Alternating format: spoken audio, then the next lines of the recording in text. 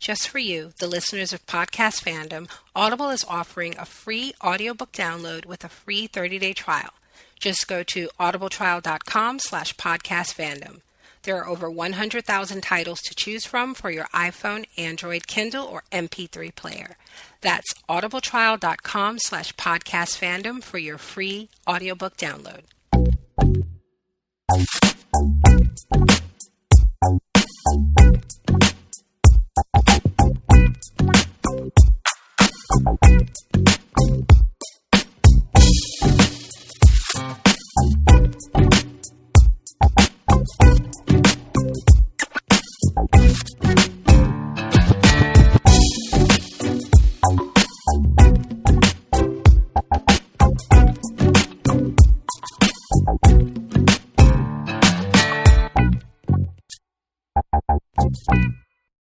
Hey guys, welcome to Podcast Fandom, the official podcast for ProjectFandom.com. I'm your host, Nina. I am Megan. And I am John. And we are back tonight to talk about Game of Thrones Season 4, Episode 2, The Lion and the Rose. The greatest episode of all time. The one you've been waiting for. So, Sunday. Okay, before we jump into how awesome it was, let me just get two quick things out of the way. Three, actually. Just in case you've never listened to our podcast before and you're just like joining us for Game of Thrones, the way we're going to do this is we're going to go through scene by scene of what happened in the episode and give our thoughts. And actually, I'm going to do this one a bit differently. I'm not going to go in sequential order in which the episode the scenes appeared in the episode. I'm just going to go by person, location by location, ending with the purple wedding, as they call it. So don't panic and think that I'm skipping stuff, and then we're going to talk about everything, trust me. Two, I have read the book, so I know not everything. I know as much as I can remember from reading those books like 2 years ago. But I will not be talking about book spoilers as we're discussing the episode. I will talk about things that maybe are different if it's already happened. I will say, oh, well, in the book it was this person. But I'm not going to talk about anything that spoils upcoming episodes, so don't worry about that. However, if you've read the books and you want to talk about things that are spoilery, our spoiler section will take place at the end of this episode. So you'll hear the outro music to the podcast, and then after that, I'm going to address some specific book stuff, including an email that I got earlier today. If you would like to talk book spoilers with me on this podcast, please send them to nina@projectfandom.com. That's NINA@projectfandom.com. Only I will see it. This won't spoil John and Meghan, who have not read the books.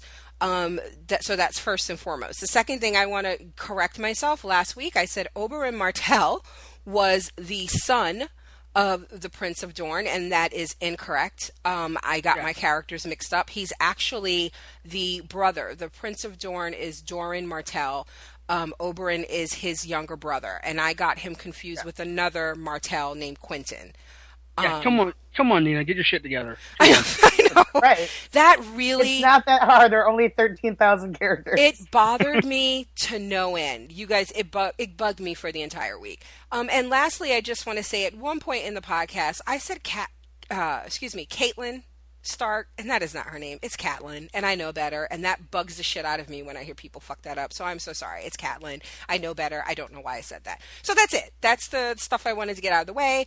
And I'm going to start with John, who's already declared this the best episode of all time. John, what did you think of the episode? Well, it wasn't actually the best episode of all time, like I said, but technically it wasn't because, not much happened. Right. But then the great thing happened at the end. So, that made it probably the most satisfying episode. Yeah. And so, it wasn't, like I said, it wasn't technically the best episode because a lot of shit didn't happen, but it was awesome at the end. And I feel bad for the actor, but then I also feel, it's his job to do that. Yeah, so. He delivered. He did his job very, very well. Megan, what did you think? I love the episode. Of course, there's episodes like, Battle of Blackwater, things like that I would say were better than this one. Mm-hmm. But, it was so satisfying. And I felt like as the scene was approaching, and we can talk about this a little more later, I sort of had a tiny spoiler. Not that it was going to happen this week, but that poison was going to happen. And I don't remember where I sort of I brushed across that. And I sort of like tried to wipe it from my head. Right. But as the scene was like sort of playing out, I'm like, okay, is this it? Holy shit, is this it? Is this it? Is this it? Like I was like freaking out. I loved it. So yeah. So so I knew it was coming. And it's funny because so many people who I know who knew it was coming, who've read the books, were convinced they weren't going to do it this early. And my problem, and I could not understand why people thought that. And it's funny because I listen to other podcasts and people always say things like that. Oh, I don't think they're going to go there. And it's like, it's Game of Thrones.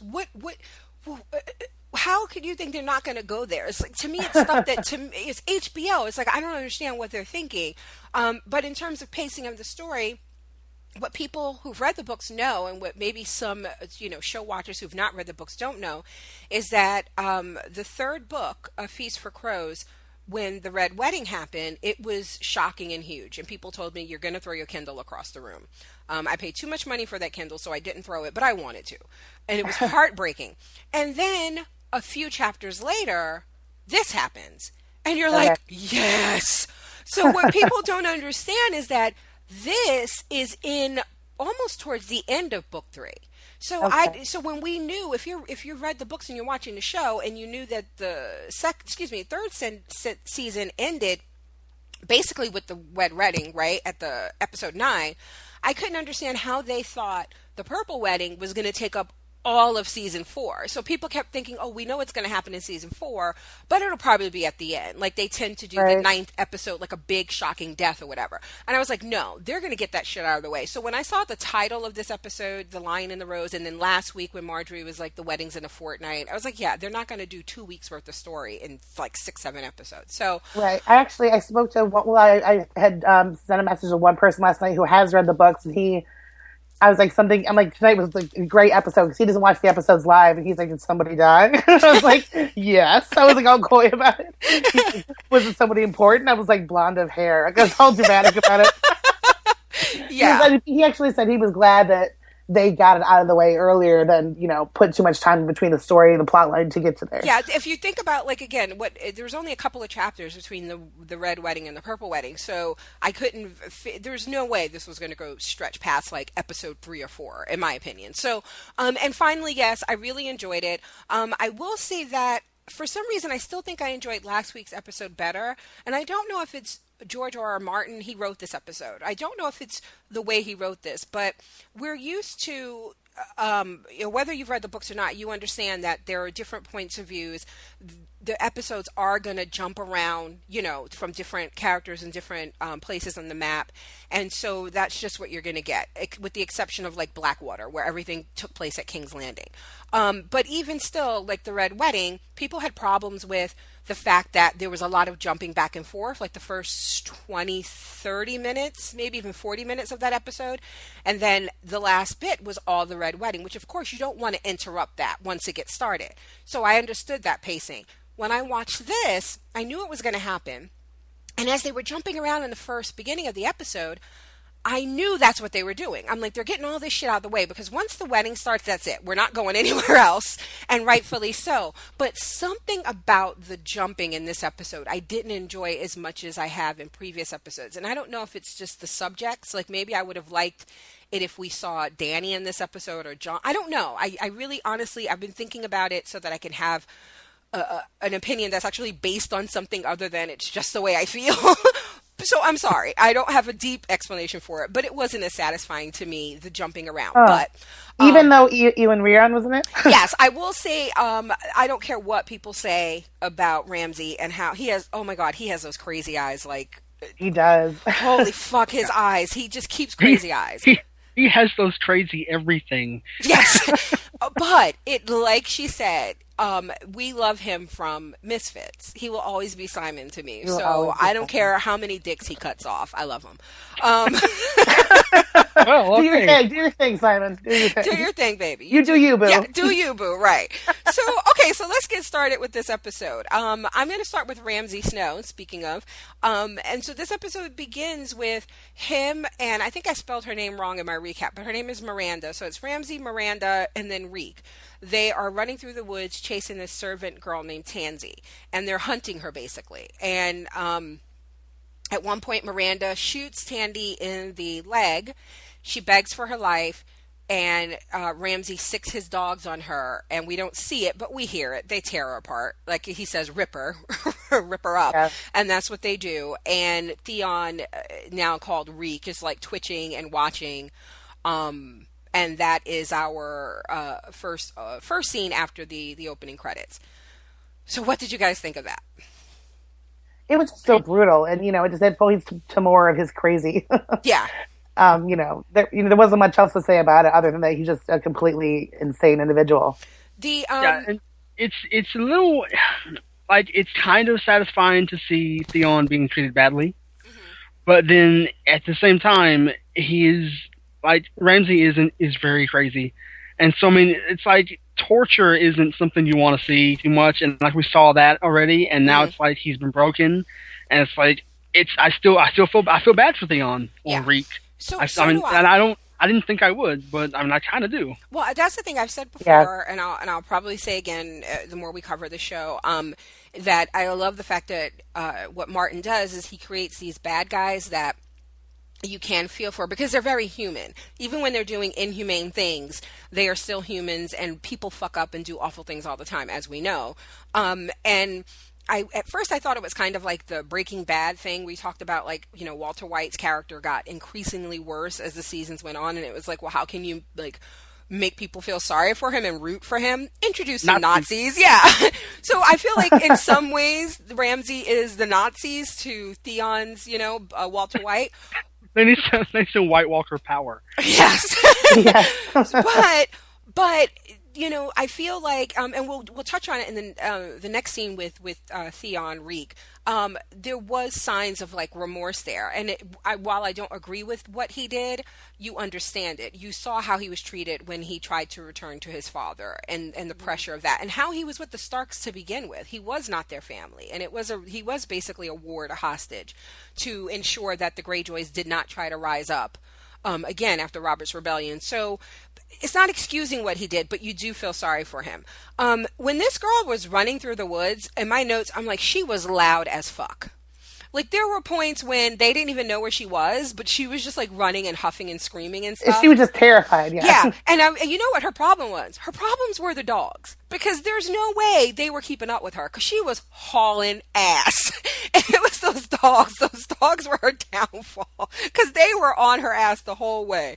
And did you guys notice that the girl Miranda is one of the girls that seduced Theon before he got his dick cut off? Yeah, I assumed it was both of those two girls that had gone in there, because the Miranda, Ramsay makes note to say that that she's getting jealous of you, so I just can't have you around anymore. Yeah. I think it was both of those two. Yeah, there was something I read earlier where they said the Tansy girl was a servant girl, that she wasn't one of the two, which is what I assumed. I don't know that. I think that person was speculating like the rest of us, but I definitely recognized the one who shot the arrow. And as in my recap, I put she took an arrow to the knee. She didn't. It went through her thigh. But so the next scene we get, so we're at the Dreadfort, and Roose Bolton returns home. And he has Locke, who's the guy that cut off Jaime's hand. And we meet Fat Walda Frey. And I'm not being rude. That's her name. They call her Fat Walda in the books. So okay. Yeah, sorry, her name is Fat Walda. So this is the bride that he talked about at the Red Wedding, where he said, he got his pick, and the Walda Frey said that he would give the daughter's weight in gold, whoever he picked. So he picked the fattest one. So now we see he must have got a lot of money for her. It's just business. Yeah. So so they go inside, and Roose wants to see Theon, and he sees how broken he is, and Roose is upset because Tywin gave him the North, but he's not giving him any kind of lifting a finger to help him take it from the Ironborn, who we know set sail for the North at the end of last season, led by Asha, which I think that's her name on the show. I know it's different from it is in the book, so I'm sorry if I get that wrong. But anyway, and so he's like, they're taking up Moat Cailin, which is stopping him from, getting through to get the rest of the North. And he's upset because he's like, I could have used him as a bargaining chip. This is Balon Greyjoy's heir. And he goes, I already sent him terms. And he said no. And he's like, you sent him terms without asking me?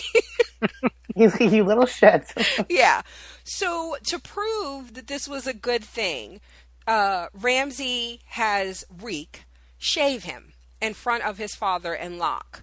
And while he's shaving him with the straight razor, he tells him two things. He tells him that Robb Stark is dead, that his father put a knife in his heart, and he gets Reek to confess that he did not, in fact, kill the Stark boys.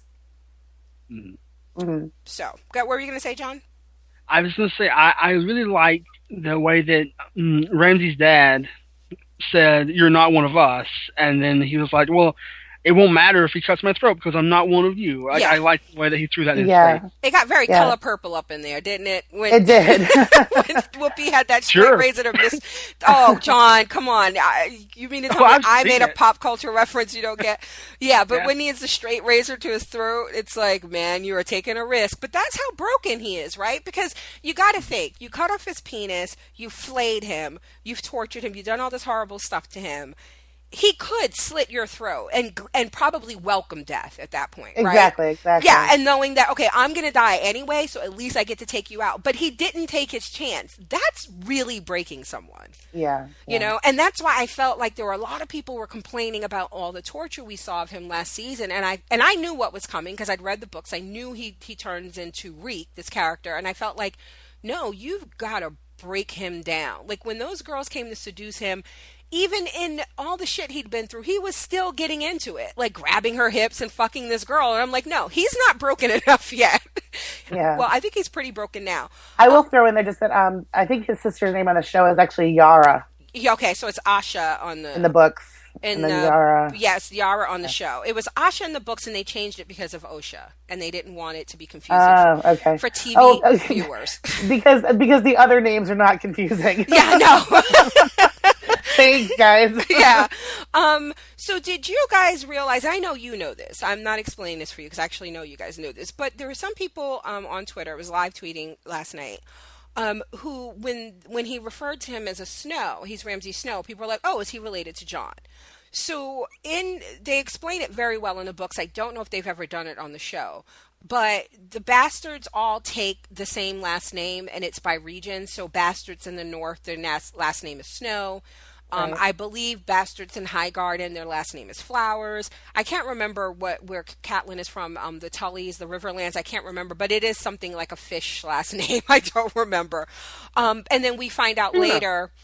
Tuna? Yeah, right. I can't remember right now, but we find out later that in Dorne their last name is Sand. So, and it's always like something that, fits the region. So Winterfell, Snow. So no, for the people who were asking on Twitter last night, Ramsay Snow is not related to Jon Snow. It's like they choose the thing that is the most plentiful because there's so many bastards. Yeah, right. Seriously. So then the last thing what happens here is he sends Roose sends Locke to search for the Stark boys. And Theon tells him that, maybe they headed for Castle Black because their half-brother, their bastard brother, Jon, is up at the wall. So, and he goes, who the fuck is Jon Snow? And I was like, fuck you, I hope you find out. Oh, I know. Yes. Oh, I hate that guy. And so, and then, I liked at this point too, Ramsay says something like, and even if they're not there, you may want to take care of the bastard because he is half Stark and he could try to, because that's the point, they want to kill those boys for real because they don't want anybody who could possibly rally the rest of the North, in the right. They don't want a Stark alive. Because if the people found out there was a Stark, yes. then they would get behind them. Exactly. And then he sends Ramsay with Reek to Moat Cailin. He says, take some men and take the moat Cailin from the Ironborn. So that's the end of them in this episode. And I feel like they did a good job of selling the fact that Ramsay's crazy, but he's also been forced to be this way by his dad, forcing him to try to get in the family. Mm-hmm. Like, yes, he has to try to establish a position in the family, and that's the guy. He just keeps pulling him along, stringing him along, Yeah. and make him do more things just to try and get in the family. And I thought it was weird that Ramsay greeted Fat Walder by calling her mother and kissing her on the cheek, and you can even It's just bizarre. Yeah, you can even see she was like, "Wow, okay," because I believe in the books, and I don't know, I don't remember if Ruth said this to Walder Frey last season after the Red Wedding in the finale when they were having that conversation in the hall, in the banquet room or whatever. But in the books, Roose talks about the fact that he knows for a fact that Ramsay has killed his other children because he's that fucking crazy. Like, he doesn't want any competition. So he's like, I will never have more children because he'll just kill them. Oh, no, I don't think we discussed that. Oh, okay. So, yeah. I remember him saying to Walter Frey, saying, like, he has his own way with things. Okay, like, yeah. So there's a little book, a glimpse into the madness of Ramsay Snow. Like, you needed more, right? So, the next people I want to talk about is Jaime. And Jaime is eating with Tyrion. I love this scene opens up with a sausage because it goes right from Theon's face to this long sausage. And they're sharing a meal, and Tyrion's talking about, first he wants to toast to, he refers to the Lannister children as the dwarf, the cripple, and the mother of madness. Yeah, that's awesome. Mm-hmm. And Jaime, he spills some wine by accident with his, new hand, and Podrick rushes to clean it up, and Tyrion says he got it, and Jaime asks Podrick to leave the room, and he admits to his brother that, he can't fight as he used to. And Tyrion tells him, well, you're Lord Commander of the Kingsguard, just command other people to fight. And in the end, he convinces Jaime to train with someone who can keep their mouth shut. And we'll see who that is in a moment. What did you guys make of this scene? I loved the fact that Tyrion just keeps being Tyrion. I love that because it's like he did the same thing with Sansa when he was trying to encourage her, and now he's encouraging Jaime. He's just like he wants everybody to get better. Okay, you know what? I gotta call you out because you made fun of the way I pronounced that other guy's name in another podcast. The way you say Tyrion's name is so funny. It's like Tyrion. It's so fancy. I imagine like his little pinky goes up in the air when he says it. It's like he makes that name more exotic than it is. It's so funny. Well, I am drinking tea. Okay. There you go. Do you have any Grey Poupon? So in this scene, I love when, because Jaime won't eat. And he's like, no one seems to have an appetite. You lost your hand, not your stomach. He goes, have some boar. Cersei can't get enough of them since one killed Robert for her. Yes. I love that so much. I did. That felt like this was a very good brotherly scene. Mm-hmm. It was. And because you remember when we saw Jaime, he said something similar to Brienne. When he was like, oh, are you related to me? Because every Lannister's been a pain in my ass. Yeah.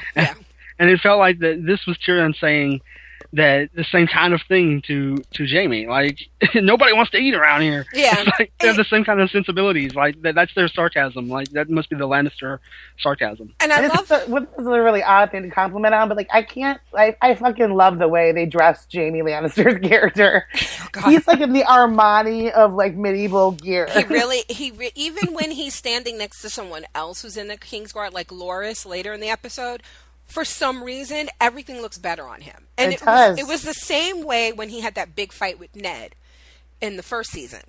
And he's there with the other guy. And it was just like, he wears it like no one else. He looks so good. And I thought about that because John was like, oh, well, his hair doesn't look quite as good because he only has one hand. And I thought about it. I was like, he probably doesn't do his own hair anyway. Like, I would imagine that he has like servants who brush his hair for him. But yeah, it's just something about the way he wears his clothes. He looks really good. And I will say that, John, you kind of touched on this too. When Tyrion was telling him you lost your hand, not your stomach, it really kind of reminded me too of the episode after he got his hand cut off and he wouldn't eat. And Brienne is like, you sound like a woman. You know, you lost one thing. And he's like, it was my hand. And she goes, you get one taste of what it's like for the rest of us. You know, we can't just wallow. Like, shit happens all the time and we have to keep going. So it kind of felt like that a little bit. And my final notes on this scene, I thought it was really weird that, and I get why he felt maybe he felt the need to say, that he had to say something. But when Tyrion said something about Jaime's hand, and he said to Podrick, like, wouldn't you agree? And Podrick goes, is it solid gold? And you could see Jaime kind of looked at him like, why are you speaking to me? Like, why are you? I just thought it was a really personal question to ask him. Like, I don't know if Squire would be that bold, but I think Tyrion kind of prompted him, so he felt like he had to say something. So it wasn't surprising to me when Jaime told him to, beat it, get lost. So then the next scene, we see that it's Jaime and Bronn. And Bronn is going to train him, and he takes him to a spot near the sea where he fucks this knight's wife, who's a screamer. So Bronn is like, if people don't hear her, they're not going to hear us. I love it. I love this because, I mean, they're very similar, Jaime and Bronn. So, yeah. My notes for this scene, one, Croatia is fucking beautiful. Yeah, it's a gorgeous, gorgeous scene. Our friend Kevin has been there, I think, twice now. And when he's posted pictures of, there are spots where they actually film, and then just other spots around the city where, I mean, you don't feel like they do much to change. You know what I mean? When they're filming there, it just looks like King's Landing all the time. It feels like. And then my other notes for this scene is in the book, just. For if anybody's curious, in the book, the person who trains Jaime is Sir Ilan Payne. And it's not anybody's idea but Jaime's own. And he picks him because, as we know, his tongue is cut out by the Mad King. So Sir Ilan Payne can't tell somebody if he wanted to. Okay. Yeah.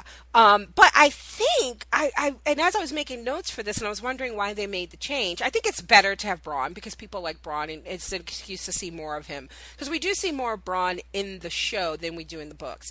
But also, I think the actor who plays Sir Ilan Payne, I think he was diagnosed with cancer. Oh, that's right, he was. Right? So I don't know if he's just been sick or, I don't know. But so that could be another reason why. And plus, I mean, it's better if you're going to have these scenes to have someone who can talk. Yeah, to have conversation. Yeah. Although I will say in the book, the one-sided conversations are fucking hilarious with Jaime just being an asshole and Sir Ilan Payne can't say shit. And he's making like these clucking noises. It's so funny. Oh, God. This scene reminded me of Arya when she was training before. Oh, like with the guy from Bravos. I can't think of his name right now. Yeah, the Spanish guy. I think he was Spanish, wasn't he? They called her her dance teacher. Dance teacher, yeah. Which I don't think he was Spanish. I don't. Yeah. There's people. It's definitely. I don't know. He's from Bravos, and so they do have. The accents on this show are just weird. And they kind of get nailed on that because they're casting all kinds of first of all, Peter Dinklage is not British. He's American. But most of the other people on the show are, but they're different Europeans from different parts of the world with different accents, Yeah. So Sirio. That was his name, Sirio. Yes. Right? Yes. Okay. And, but it's funny because he called it dancing and I know I'm getting off track, but last week when she killed, Polliver, the way she moved when she sliced his leg and then she reached around to take needle, it was very graceful. I don't know if you guys remember or noticed that, but I thought that was his training, the way she moves when she's holding a sword. So anyway, the next scene I have is Joffrey and Tyrion. So first we start with Tyrion, who is being warned by Varys that in my notes I put he warns Theon. He warned Tyrion. Sorry, on the website. I will change that. He warns Tyrion that Cersei knows about Shay, and she's already told Tywin. There would be a good reason for him to warn Theon. He's too late. Yeah, way too late. And so Tyrion's like, well, you can just lie. If my dad asks, you just lie. And he goes, no, Varys is not about that life. He's like, if I lie and they find out that I was lying, I'm dead. And I don't have a night brother to avenge me. You know, I don't have a cell sword to defend me. I'm just dead. He's like, she needs to leave. And Tyrion says, I've told her so many times we've come to a dangerous place. Like, she no longer believes it. So all I got in my notes is Varys ain't about that life. Yeah, he's not taking an arrow for Tyrion. No. So, and you know, what I liked about this is he tried to help. You know, right, because he was the one last season who gave her the money. It was like, girl, you need to go, and she didn't want to listen. He's like, look, and this is before anybody knew. So I feel like now he's like, no, it's too much. It's too risky for me to lie. Before I could probably lie because they didn't know much. But now that they know exactly who it is, anything could happen. And if you're betting a whore and you're not getting Sansa pregnant, you know, like they're going to kill her. Exactly. So, yeah. And I love it. He's like, listen, I have people across the sea that will take care of her. And he's still trying to be helpful, you know, but wasn't meant to be. So, then they're at a special dinner and Cersei points out Shay to Tywin. As the one she was talking about. And Tywin says, have her sent to the Tower of the Hand before the wedding. We finally meet Mace Tyrell, who's Marjorie's father, and he presents Joffrey with a cup, like a golden chalice. And I call this a rehearsal dinner. I honestly don't know what it is. It's like a rehearsal dinner. It is. Right, it's like a wedding shower / rehearsal dinner. Yeah, Marjorie wasn't at the table. It was weird. That was the one thing I couldn't figure out. Like, she wasn't there, but like Maester Pycelle was. It was like the weirdest people sitting there. So I don't know what it was, but that's what I have in my notes. It's a rehearsal. It's probably called like rehearsal day or something. Something, yeah. So they're presenting him with these gifts. So then Tyrion gives him a book about the Book of the Four Kings, and he says, you know, it's a book that every king should read. And Joffrey seems to accept it. You know, he's like, yes, you know, now that the war is over, we could all use a little wisdom.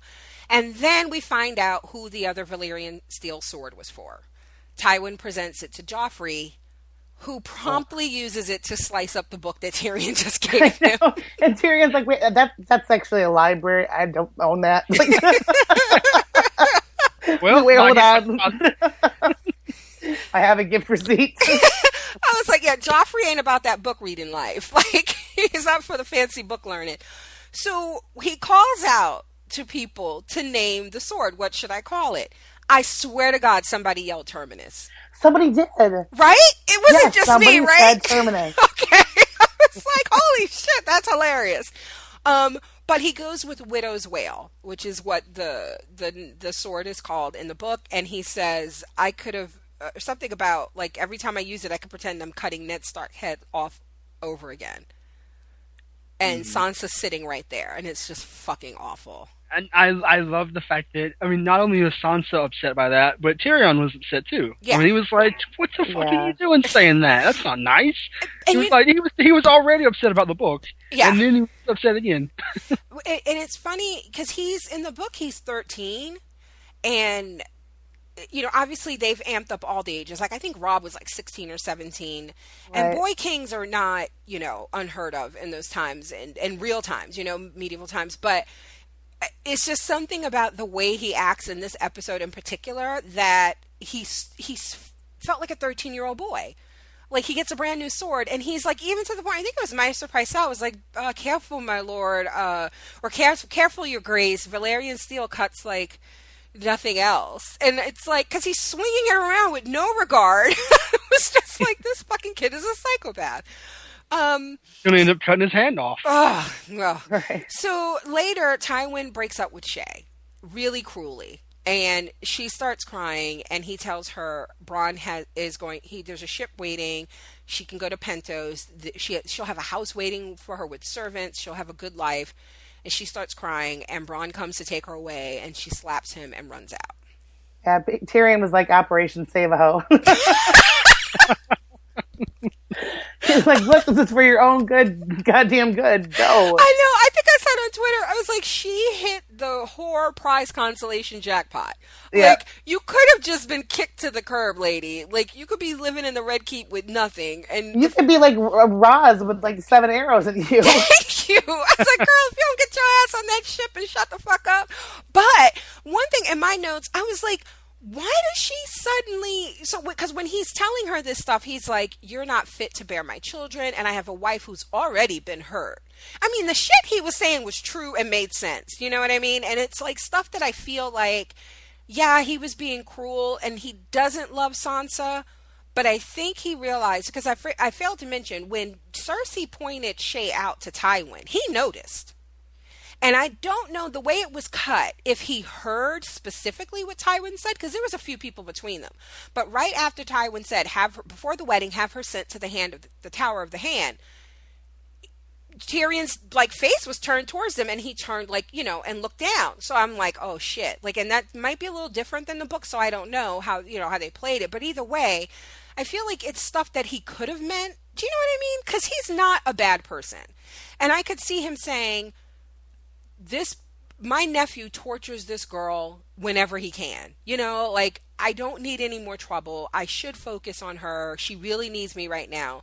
So I felt like he doesn't love Sansa, but it did feel like possible genuine feeling. Does that make sense? It does. And I also think, though, that he could have gone the other route and said, look, if you stay, they're going to kill you. And she would have maybe come back with him with the same thing. Well, we should leave together. We should go. Like, it's not getting in her head that she's in immense danger where she needs to, like, get out of there. If he puts it to her like this, like, look, I can't, this is done. Yeah. You know, it was like, you know, she needed some new information to get the hell out of there. It was all reasonable stuff. And so let me ask you guys this, because I thought what didn't make sense to me was just last week, and we know now, like, it's been 2 weeks, right, since last episode, when she was saying, do you love her? And then when she watched him touch her hand and she got like pissy about it and stomped off.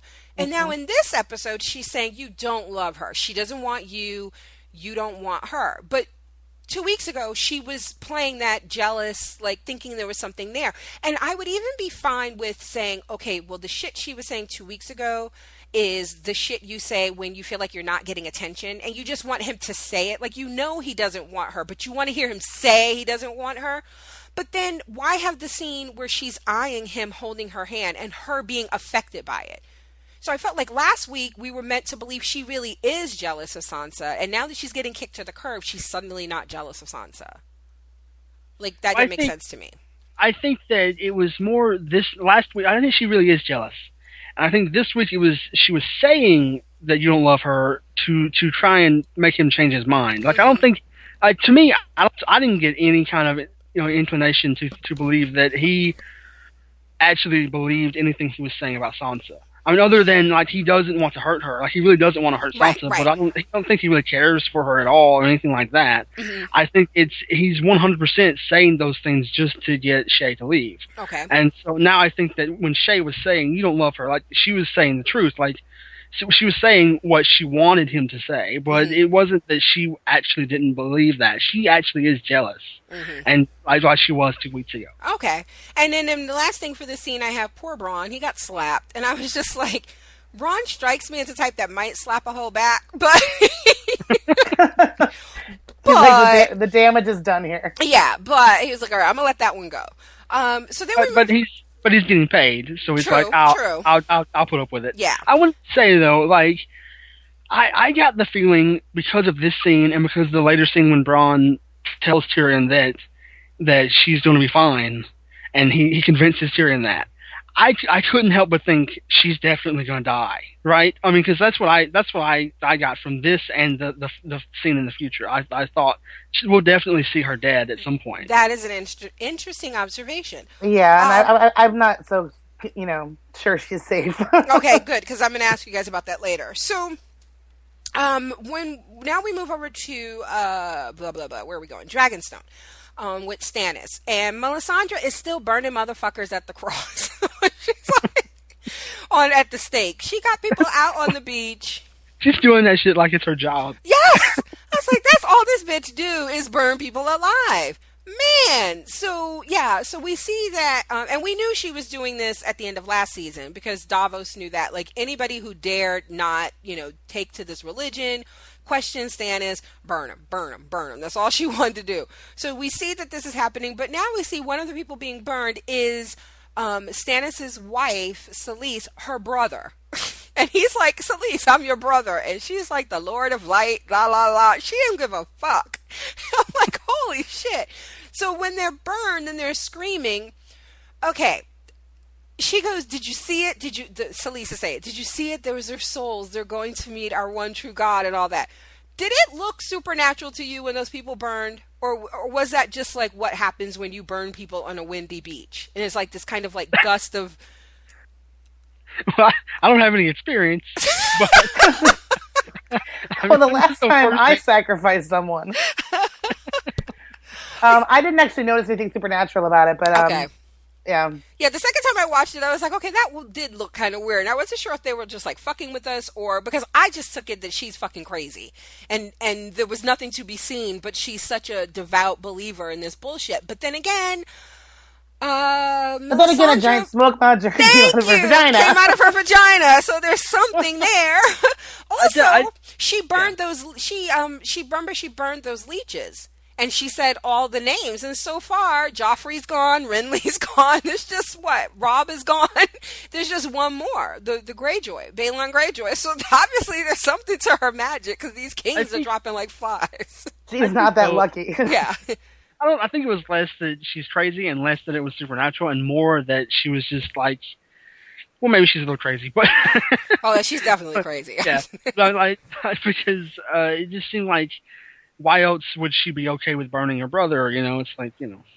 Well, I mean, that's what I'm saying. I don't know. Like, I don't want to offend people who are religious and who believe because some of it just sounds like she is seriously a believer. She's devout. She believes this shit. And I don't know what the fuck she's seen. Like I said, it's like us and Davos. We're the only ones who saw this woman give birth to this thing. I don't know how privy, Celise is to. She definitely respects Melisandre, and she knows that she fucked her husband and gave her a quote unquote son, a smoke monster baby son. But so I don't know. I couldn't tell if she's just I don't want to offend anybody that's religious, but if anyone that's listening to our podcast likes to burn people on the beach, yeah, please don't do that. Up another show, right? Yeah, please don't do that. So, or send an invite. I don't know. So Davos, points out that was your brother-in-law, and not only was he your brother-in-law, but he supplied you with ships and men. How many did how many ships and men did he supply you with? His Stannis is like more than you. Like, in other words, if I burned his ass and he gave me so much, you might want to shut the fuck up. So, and Davos rightfully shuts up. Just sit your $5 ass down before I make change. Yes. So then we're at the dinner table. It's Lady Celise, Stannis, and Melisandre. And so a couple things we get from this conversation. Obviously, food is low at Dragonstone. And you got to imagine that, he was defeated at Blackwater. He had to retreat to Dragonstone. The Lannisters pretty much have the whole realm with the exception of the parts of the north that the Ironborn are occupying. They have the rest of the land on lock, right? So they're, and because Dragonstone is on the water, they're probably having a tough time getting in supplies and stuff, right? So their food is super low. And Stannis doesn't want to eat whatever that meat is that's being served. And he's like, we're on an island, like get fish. And she's like, you hate fish. And so Celise starts telling these stories. Did you get what he cooked for her before the seagulls? She said that one time he boiled books and made a soup for her because the bindings of the books were made from horses. This episode is all about book torture. This must be Fahrenheit 451. Yeah. Like, holy shit, you got to be really fucking hungry to eat some horse book soup. And all I could think in my notes is, John, how we were like, we were talking about this with The Walking Dead. I would just not do well. I would not, because the first time you tell me, okay, food is low, so I'm going to burn these horse binded books for a horse soup, I'd be like, fuck you. I'm going to... Struggle is real. Yeah, I'll fucking starve. I already eat enough of my own words. I don't need to eat somebody else's. So then they start talking about the daughter, Shireen, and we know that she has grayscale, right? Like she has that hardened disfigurement on half of her face.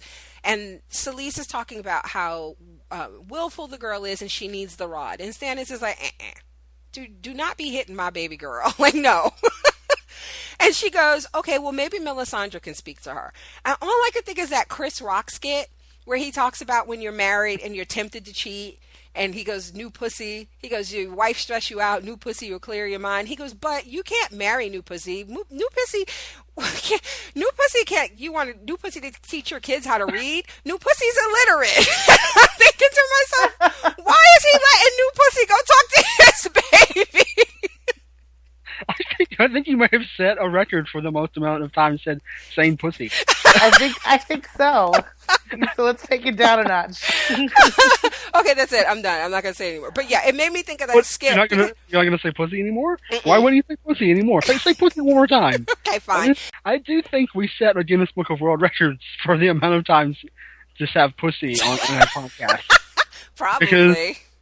There's like 50 there. Whatever. We should count them, and we can just submit that to Guinness Book of World Records. The beginning. Do you remember that movie Dusk Till Dawn when it, like Cheech Marin is like out in front of the vampire bar? He's like, we've got sweaty pussy, white pussy, black pussy, dirty pussy, stinky pussy, smoke monster pussy.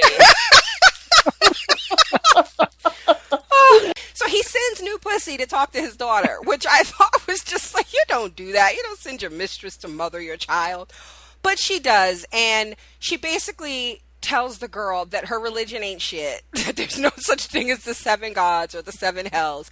There's only there are 2 gods, the god of light, love, and joy, and the god of darkness and evil, and there is no hell. The only hell is the one we're living in right now. I was like, holy fuck, this little girl's gonna go kill herself because she's like, really? This is so awful. Okay, so now we're with Bran. Bran is sleeping. He's warging into Summer. He's warging out. Yeah, he's warging out. And Summer attacks a deer. And he's awakened by Jojen and Mira because apparently he's been warged out for hours. And they warn him that you can't do that. You know, he's like, I was hungry. And they're like, no, Summer was hungry. And when Summer eats, it doesn't fill you up. You actually need to wake up to eat. And the longer you stay that way, you'll forget everything about you. You'll forget your life. And Mira tells him, if we lose you, we lose everything. So what did you guys think of that? I can understand why he would want to do that. I mean, he's paralyzed and he's lost his family, and I mean, why wouldn't he want to forget everything? That was my thought too. It's the only escape he has from his horrible fucking life he's living. And I think Jojen says that, right? He's like, I get it. You're running, you're hunting. My husband actually laughed out loud because I totally missed it the first time because I was like taking notes. But I guess when the deer is dead and then Hodor says Hodor and it wakes him up, the deer's mouth moved. So the scene is still on the dead deer's mouth moving, and it looks like the deer said Hodor. So it's like a moment of what the fuck is going on. I totally missed it the first time, but yeah, you go back and watch that. It's hilarious. So they're continuing on, and they come across this weirwood tree, and he asks to be Summer's near it, and he asks to be carried over, and Hodor takes him over there. He touches it, and it's the tree. You know, it has like the face etched into the trunk of the tree, like we saw in the Godswood, where Ned was first like cleaning ice, I think in the first episode. Anyway, he takes him over to the tree, and when Bran touches the tree, he gets visions. In the visions, we see the 3-eyed crow flying through like the tombs under Winterfell, where like the statues of the Starks' dead bodies are, or the dead Starks, I should say, not the bodies. We see Ned. We get a brief look at Ned. We see him remembering getting pushed out of the tower by Jaime, and we hear Cersei saying he saw us. We see part of Daenerys' vision that she had when she went into the House of the Undying to get her dragons, which is the throne room with the roof missing and it's like filled with snow. And then finally, my favorite, the shadow of that big ass dragon flying over King's Landing. Yeah, that was awesome. That's probably my second favorite thing in this whole episode. That was really great. Right? Oh. Yeah. The face on the tree looked like that Ticket Out commercial. Do you know that Ticket Out commercial? The what commercial? The Ticket Out for StubHub. I don't know what that is. John, do you know what I'm talking about? Yeah, I do. It's like a giant tree that gives you tickets if you have to go to concerts, whatever, but it looked just like the Ticket Out. Now I got more, but even more magical because you can get seats to you too. Well, I don't know. This one, man, the vision of the dragon. Holy fuck, really did big. you see how big that shadow was? Yeah, but come on, a vision of Bono would have been even better. No, I'm sorry. That No, it's like the shadow of the dragon was like, an acre. yeah, and it's just like all it makes you, it's just like, oh my God, when is that going to happen? When is that going to happen? And so there are a lot of people who are speculating because so the books have a lot of kind of visions and prophecies and stuff that the show doesn't bring up at all. And I think that Daenerys' visions when she went into the House of the Undying were different than they did on the show. So there are people speculating because George R. Martin wrote this episode and the whole vision of him with the dragon over King's Landing was not in the books. People are speculating that this is a hint at what's to come in the next two books that he's taking his slow fucking time to release. But I just have to say, I will move on, but I just want to say one last time, that dragon shadow over King's Landing was every fucking thing, because I can't wait for that. I can't wait. I just hope, I just can't wait. So anyway, I was going to say something, but it might be potentially a spoiler, so I'll just keep it to myself. It'll be interesting to see how we get there. I mean, who you make it to that point. That's what I was just going to say. I was going to say there were certain characters I was going to say, I hope they're still alive, but I don't want to say that because sometimes knowing that people are still alive in the books is a spoiler. You know what I mean? Much of a spoiler, yeah. So if one of these characters are in danger, 3 episodes from now, you guys are going to be like, oh, I know this person's not going to die because Nina mentioned them. So then there's also a voice telling him, look for me. And when he snaps out of the vision, there's other stuff, right? There's the crows flying that we saw when the White Walker was attacking Sam. There's this hooded figure, cloaked figure in the snow. And when he awakens, he tells them, I know where we need to go. He sees a weird naked Indian, all kind of things. I don't get that one. I don't get that reference. Wayne's World 2. Oh, see? Stop, John. Okay, so now... that's the color of purple, okay? Okay, fair enough. Okay, so now we're at the purple wedding. We get the wedding first. Joffrey marries Marjorie. It's a really solemn affair, I felt like. Yeah, it was a very sad wedding. It really was. Nobody's happy about that. No. Nobody. I am very happy that we did not get a close-up of what had to be a very awkward kiss. Because Joffrey ain't kissed nobody ever. I totally thought of that virgin kiss. Remember the virgin kiss? That virgin wedding? Yes! That's what I saw in my head. I closed my eyes. I'm like, that's when he kisses. I just know it. Yes. So they're married. He's like a fish cleaning a fish tank. Yes. Oh, God. Oh, my God. There are 2 people that kissed on Scandal last week that was really gross. And, oh, God. That's what somebody trying to swallow the other person's face. But anyway, so they're married, and Sansa says to Tyrion, we have a new queen. And Tyrion tells her, better you than her. I mean, better her than you. Yeah. Which I loved, because these two have bonded. Sadly, it looks like it's for nothing, right, by the end of the episode, but I felt like they did a lot of bonding in this episode. They did. Nothing like having somebody humiliate and torture you to bring 2 people together. So... both of them. They humiliate and torture both of them together. Right, so, that's what I mean. Yeah, Exactly. Yeah. And so he says that, and in my recap, I put, let the church say amen. Shit, if Marjorie wants that fucker, let her. Because that's the other thing I was thinking, all we know about her is that she really wants to be the queen. Exactly. Even to the point, even to the point where they know what a fucking psychopath Joffrey is. Oh, pinky out. Right, yeah. That's the fancy way. So then the next scene is probably one of my favorites in the episode. It's Lady Olenna. She's walking with Tywin, and they're talking about the extravagance of the wedding. She's like, why are you complaining? I'm paying for half of it. And he says something like, people who spend so much money on such things don't tend to have that money for long. And she's like, I think you mean to say thank you. And I suspect you'll be saying thank you again when the Iron Banker Bravos comes for their money. And he goes, I'm not worried. And she goes, you're too smart not to be worried. What I really liked about this scene, the 2 things. One, the mention of the Iron Bank of Bravos. I think that's something to consider, to think about. That we knew that the kingdom was in debt to the Lannisters. Ned figured that out, right? And now, because of the war, it feels like the Lannisters have borrowed or taken money from the Tyrells and borrowed money from the Iron Bank of Bravos, who's, yeah. So that was interesting. But the best thing, I was going to say something, I don't want it to be spoilery. But the best thing, too, is did you guys notice when Mace Tyrell tried to join the conversation? And she was just like, not now, I'm talking to Lord Tywin.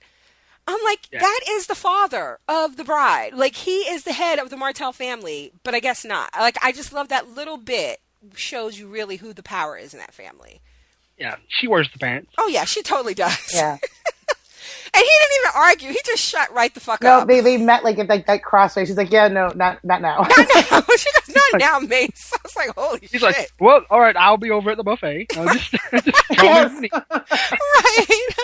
So the next scene is Bronn telling Tyrion, they're walking with Podrick, and Bronn tells Tyrion that Shae boarded the ship and left. And he's like, Tyrion wants details. Like, did you actually see her get on a ship? Did you actually see it sail away with her on it? Did anybody know? He's like, I would know if I was being followed. Wait, you were followed? And he's like, look, the only people who know are me, you, and Varys. And he tells him, now go drink until you feel like you've done the right thing. Here's my question. Do you believe him? I mean, I don't know. Like I said, I wasn't really totally confident that Shae was completely safe or that we weren't going to see some, consequence of her being in his room, but I don't know why Bronn would lie. Okay.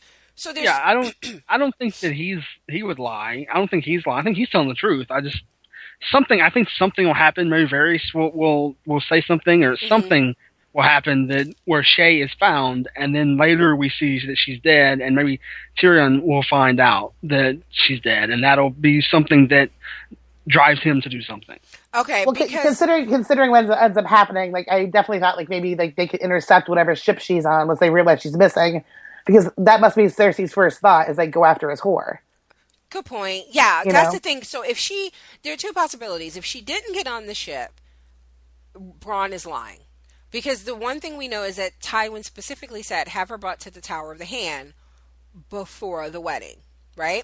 So this is technically, before the wedding, because now we're at the wedding day. So it really just seems like, and we know she left the room with Bronn.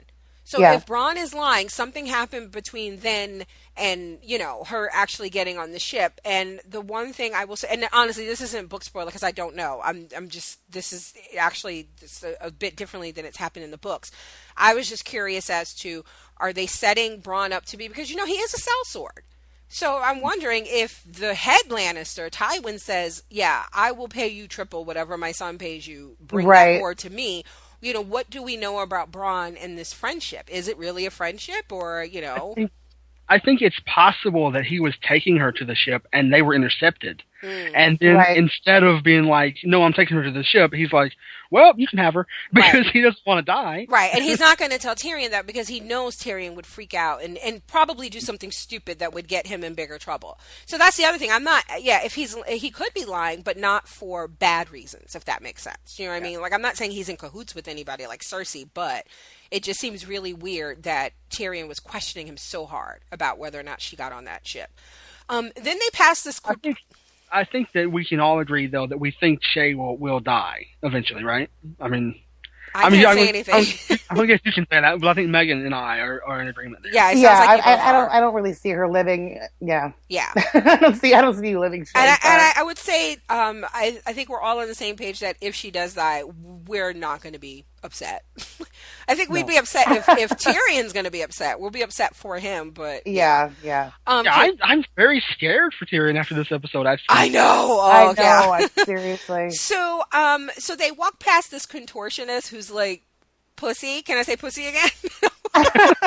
Yeah, and for this scene, you kind of have to. Yeah, basically. Is like bent over, is all out. And I love the fact that Podrick, as they're walking by, first, you see Oberyn and Ilaria like walk up to the contortionist and stand there and they're like, wow. And then Podrick keeps walking with Tyrion, but he keeps looking over his shoulder. Like he's not looking where he's going at all. Right, like Oberyn's like, oh, how much for this one? And Podrick's like, I've seen better. Yeah.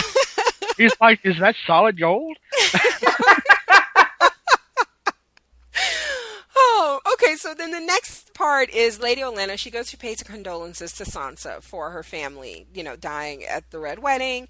And she's like touching Sansa's hair and she's saying, oh, perhaps. And I love this because it's so sarcastic. She's talking about Tyrion. She's like, perhaps he can sell like his mule and something, to like afford for you to come visit Highgarden. And you can see Sansa likes that very much. And there's a couple of things she says here. She makes mention of who would kill a man at a wedding. And it's like, okay, like, and then what happens later? I think she says something like only a monster would kill a man at a wedding. And then when she goes to leave, she says, let me go eat some of this food I paid for. Right. She reminds me of my grandmother so much. Was Sansa wearing the necklace that she received from? I was just thinking that. I was trying to remember. Yes. Okay. That's the necklace that Sir Dantes gave her. Yes. So then there's a band, which is apparently a real life, like Swedish, Norwegian, I don't know, band in real life. They are singing. It was Ace of Base. Yes, Ace of Base. That's what we're going with. I know it's wrong. ABBA? Yeah, Ace of Base is wrong, but we're going to go with that because it makes me laugh. So Ace of Base is singing this really like mellowed out version of The Rains of Castamere, and I was like, holy fuck, the bands in Westeros know like 3 fucking songs. Yeah, the Bear and the Maiden Fair, which they actually played an instrumental version of that at the reception later. The Rains of Castamere and possibly one other. Like, that's it. You don't ever hear any other songs in this whole universe. And Joffrey starts throwing coins at them. He's like, yeah, whatever. We're badasses. Brains of Castamere, fear us, whatever. He's just like, he was so rude. And we see Marjorie doesn't like it. And then she tells him, it's time to make an announcement. Don't you think it's time to make the announcement? And he gets everyone's attention, and she stands up and she tells everyone that all the leftovers from their feast are going to be given to the poorest people in King's Landing. And the look on his face was like, no? What? He knew. I don't know. Probably because I don't think she would say that in front of him. About him. But the look on his face was still like, I don't like this. I think the look. I took it as he was like, he realized what a good thing it is that he's marrying her. Like, she does a lot of things that make him look good. Like last week when he was talking to Jamie about protection, and he said something like, the people know who, or the other guard said, the people know who keeps them fed. And Jamie was like, Lady Marjorie, as I hear it. And he goes, no, by my leave. Remember when, and then like last season when she went and talked to the orphans and he was scared to get out the box because the last time he did that, they threw shit in his face. Yeah, so I just felt like, I took that as him looking like, like, this is not something he would have done on his own. He appreciates her political savvy. I just don't want to give him credit for anything. Cersei was actually kind of welcoming of her. Cersei, maybe Cersei was drunk. Who knows? She gave her that phony ass 2-cheek kiss afterwards. Yeah. In the books, they actually talk about the feast, like what was served there and how many people. And someone like Natasha over at Unspoiled, she would probably know the details better than I. But I just remember reading that part in the book, and it was just ridiculous. Like, the number, I think it was something like 700 guests, and then the food. It was like, lots of pigeon pies. It was like 16 courses. It was like this huge long meal that took all fucking day. So when she said that the leftovers, I just, as a book reader, I was like, holy fuck, that's going to be a lot of food. So, at least she didn't turn into like a bridezilla, because that's really the worst part of wedding. So then, okay, this is one of my other favorite parts. Sir Loras is making eyes at Oberyn while Ilaria's feeding Oberyn food, and he's sucking on Ilaria's finger, but totally giving Loras these let's fuck eyes. I loved it. I think I put on Twitter that he wanted Loras to look him up on Grindr. I loved it. That was so sexy. But then when find all the guys in your proximity. Very easy. Yes. Loras goes to walk away and he bumps into Jamie, who oh God, this was so good. There was a lot of good conversations in at the wedding. So Jamie basically tells him, if you marry my sister, she will kill you in your sleep. If you manage to put a baby in her belly, she'll kill that baby before it's born. But you don't have to worry about any of this because you won't be marrying my sister. And he goes, neither will you. God. I think the way it was worded though was that my Cersei will never marry you. And then Loras goes, and neither will you. And I was like, is he saying that Jaime will never marry him? No, yeah. No, he said you won't marry my sister. And he goes, and neither will you. Yeah. I love that because I don't think that comeback is book canon, but I do feel like no, it can't be. I don't even think this conversation happened because in the books, Jaime's not at King's Landing yet when Joffrey dies. He and Brienne show up after. Joffrey dies? Yeah. Oh God! I thought you said after he dies. You bitch. So then Brienne goes to pay her respects to the happy couple, and Cersei shames her for bowing because Cersei's a cunt. And then Marjorie corrects Joffrey when he says that Brienne killed Renly. Then Cersei corners Brienne and basically remarks that she tells her, "You love my brother." Mm-hmm.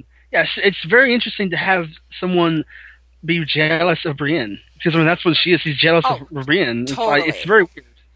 Now, what confused me about this is that we haven't so Jaime has been home in the first episode for a few weeks, and then we know it's been another 2 weeks since the first episode. So what could she have possibly witnessed between Brienne and Jaime? Like, where do you think Cersei got that idea that she loves him? Maybe there's just, I'm not sure because she hasn't really seen them together, but I think there might just be this, overriding hatred of the time they spent together while Cersei was at the same time, falling out of love with him. You know what I mean? Like he took too long to come back, and this whole time he was with her, even though he was, losing his hand and being tortured, to her, she's just like you said, she's a cunt. I think and there was she did say to Brienne, you saved my brother, and then Brienne's like, no, he saved me, and it's that whole conversation. I feel like Megan's right, she's probably just jealous of the time they got to spend together. But I feel like when she said, but she goes, I don't serve Sir Jaime, and she goes, but you love him. I felt like the look, and I think I said this on the Bald Moves thread for their Instacast this morning. I was listening to the Instacast, and I think Aaron asked Jim, do you think she does love him? Like, what did that look? Because she didn't say anything. She just said, your grace, and she walked away. And I think it kind of felt like, I do think Brienne loves him, and I don't think she realized it until Cersei asked her that. And that I felt like her face was that almost like instinct, like word association, I say this word, the first thing that comes into, tell me the first thing that pops into your head. And I feel like she said, but you love him. And I think her, her heart and brain was like, yes. And it shocked even her, you know what I mean? Like she was sitting there like, holy fuck. Yeah, catching the wind out of her. Yeah. So, okay, so then Cersei stops Maester Pycelle from hitting on this young girl. God. And she sends the girl away and tells her, you could go talk to Qyburn. And he's like, Pycelle is like, dismissive of that. He says something about the abominations or whatever that Qyburn is into. And then she goes, oh, your gnarled fingers on that girl's thighs. Oh. Yeah, that was so nasty. It really was. Oh, God. He never struck me as being creepy before the last 2 episodes. But no, remember, was it season 1 where when? Oh wait, was he the one that was doing the calisthenics? Yes, yes. Calisthenics. What year is it? and then when he and then we saw that he was doing that, and then when he went to leave the room, he put on that fake, feeble. He can barely walk. That's all an act. Yeah. But he's actually, Jack LaLanne doing calisthenics. Right. I can't believe it. So she tells him that he needs to... She says she's so annoyed with his presence. Simply him breathing in her presence annoys her. And she tells him, to go to the kitchen and tell them that all the leftovers are to be taken to the kennel. And he's like, but Queen Marjorie, and she goes, the Queen is telling you to have the food taken to the kennels. They'll feed the dogs, or you will. More jealousy on her part. She's not jealous of Marjorie too now. Cersei is such a fucking bitch. Oh my god. So, I should make her the kennel. oh god, it's so awful. So then Sir Dantas is being the fool, like performing, and then you could tell like Marjorie's bored because you notice there was a couple times this episode where Joffrey kept looking over at her and was like, it felt like he was like looking, and if she looked bored, then he was like, okay, something different. I felt like there was at least 2 points where he did that, you know? But he doesn't know how to do it in the way like a human would do it. So instead of being like, okay, could you play something else? Or, you know, he throws the coins. And with Sir Dantas, it was like a gold dragon to whoever can knock my fool's hat off. And then fucking people are throwing oranges at him and shit. It was awful. So then I said the dragon over King's Landing was like my second favorite thing in the episode. This is my first favorite. This was probably the best fucking scene. Cersei and Tywin meet up with Oberyn and Ilaria. And Cersei, of course, gets a dig in because her last name is Sand, and she knows that that makes her a bastard. Oberyn points out that where they live, bastards are born of passion, so we don't treat them with the same disdain that you guys do. They talk about the fact that his brother has gout, which is known as a rich man's disease. And then Oberyn gets in a couple of digs at Cersei that she's no longer the queen. He keeps calling like former queen regent.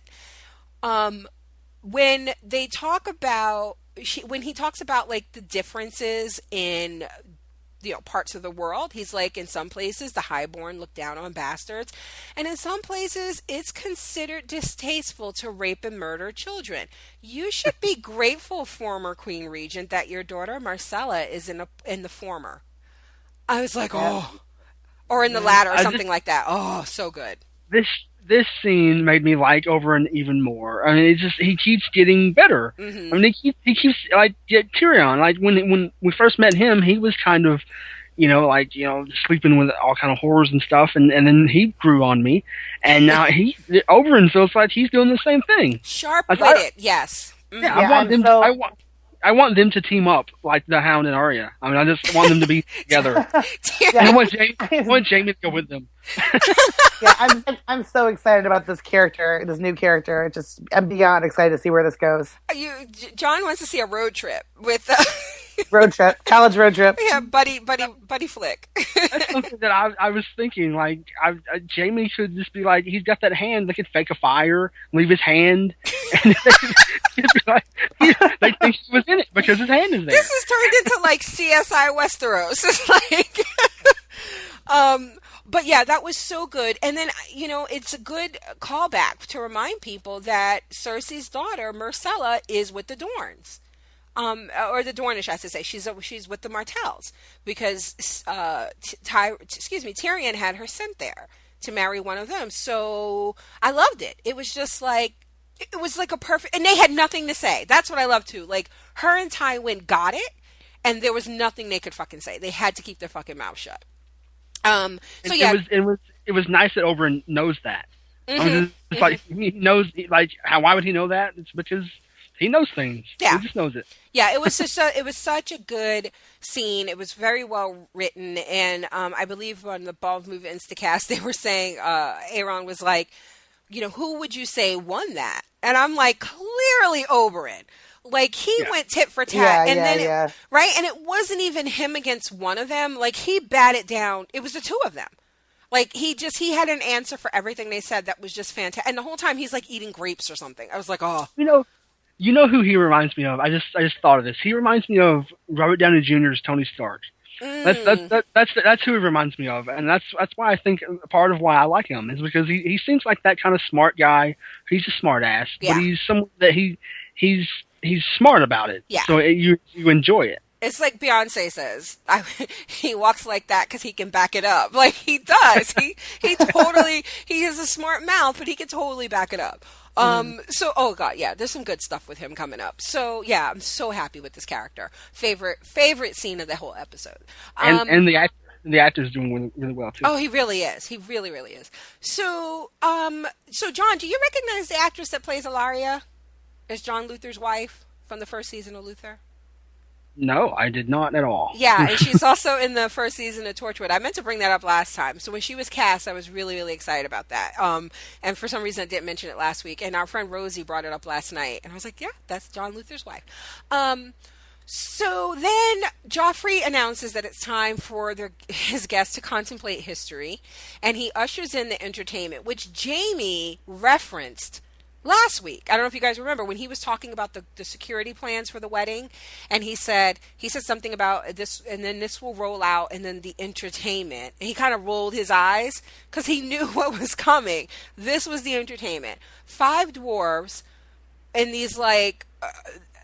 What are those things called? It's almost like they were in these things, these costumes where it makes it look like they were sitting on animals that are the sigils for the 5 kings that they're supposedly representing.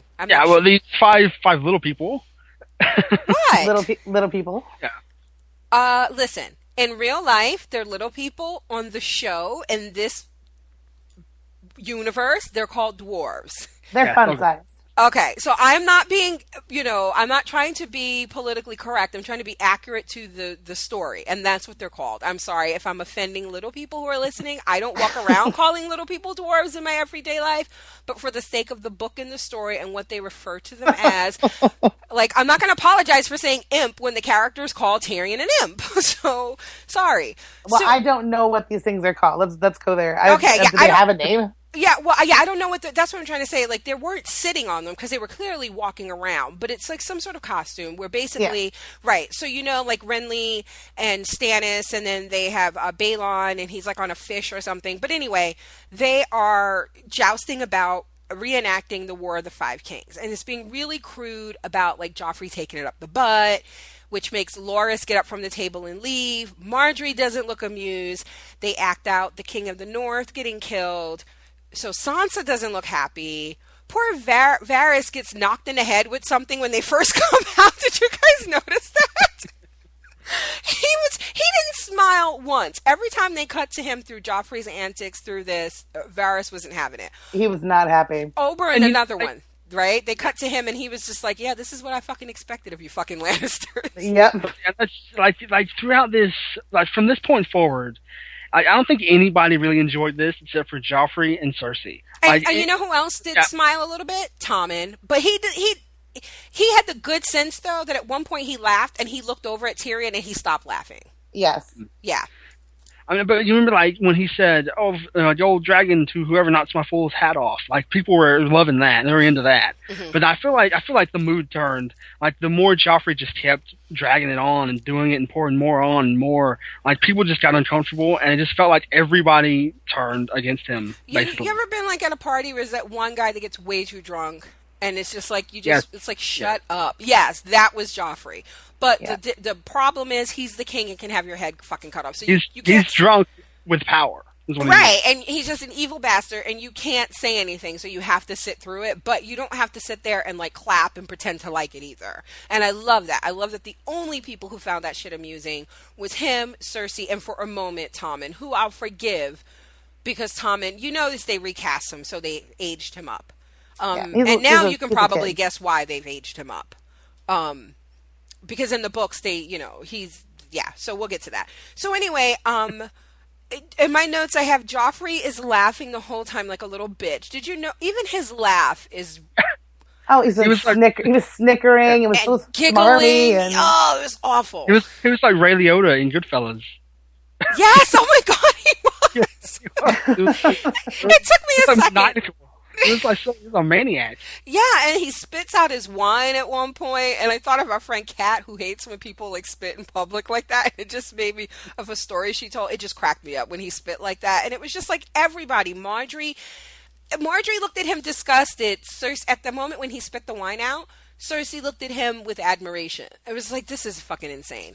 So And I loved how Marjorie kept trying to go on to something else. Yeah, Every time she was just like, let's do this. And he was like, nope, we're going to keep doing this. yeah, Yep. so when it's over, he wants Tyrion to go, because, the last one standing is clearly the one that represents him.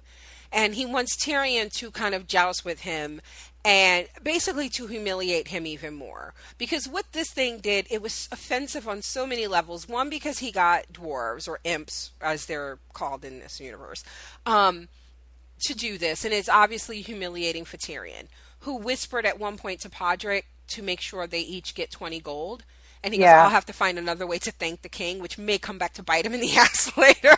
And I felt like Sansa noticed that too, because she was sitting right next to him. Yeah. Yes, she did. And when he said, make sure they get paid, and she saw that. Yeah, and then it's offensive to her. And you notice he touched her hand at one point when it was making fun of the king and Robb dying.